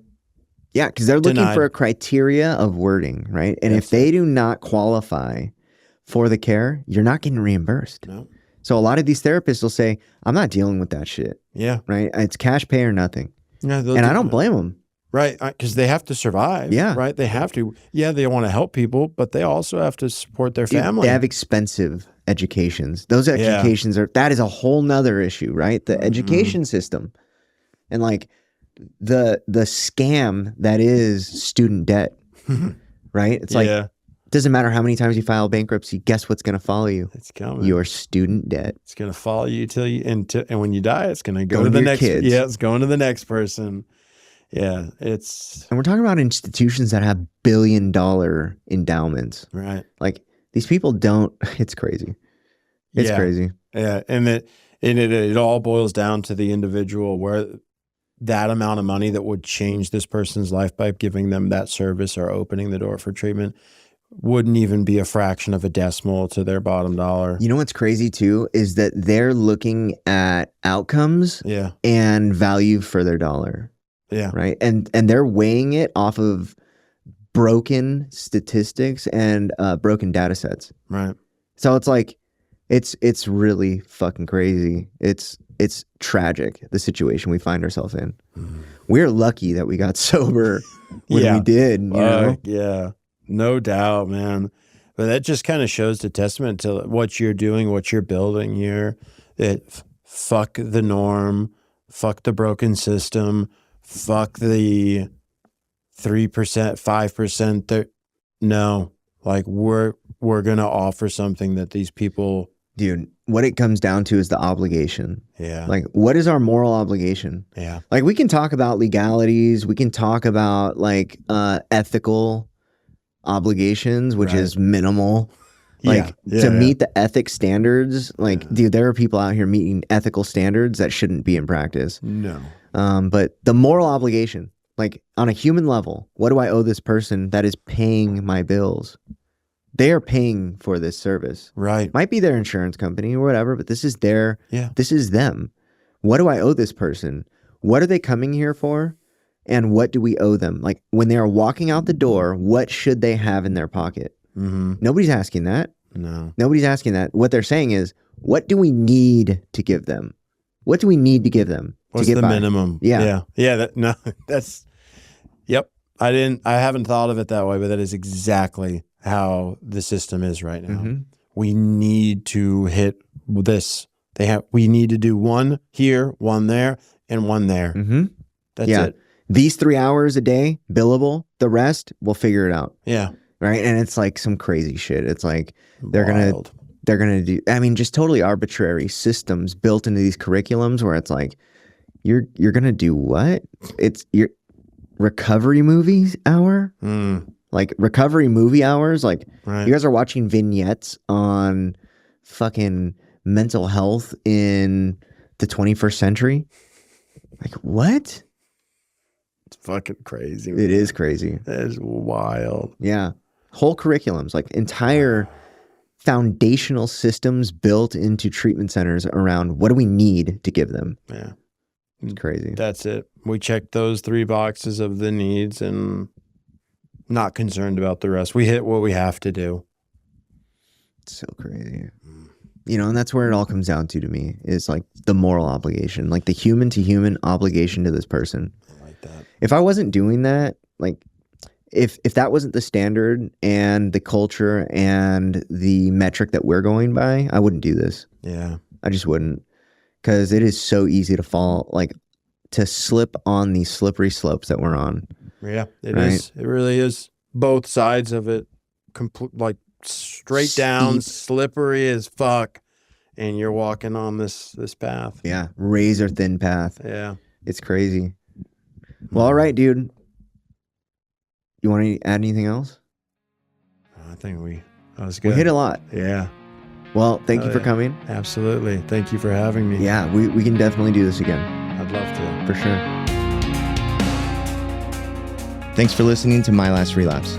I'm Matt Handy, the founder of Harmony Grove Behavioral Health, Houston, Texas, where our mission is to provide compassionate, evidence-based care for anyone facing addiction, mental health challenges, and co-occurring disorders. Find out more at harmonygrovebh.com. Follow and subscribe to My Last Relapse on YouTube, Apple Podcasts, Spotify, and wherever you like to stream podcasts. Got a question for us? Leave a message or voicemail at mylastrelapse.com. If you're feeling overwhelmed or struggling, you don't have to face it alone. Reaching out for support is a sign of strength, and help is always available. If you or anyone you know needs help, give us a call 24 hours a day at 888-691-8295.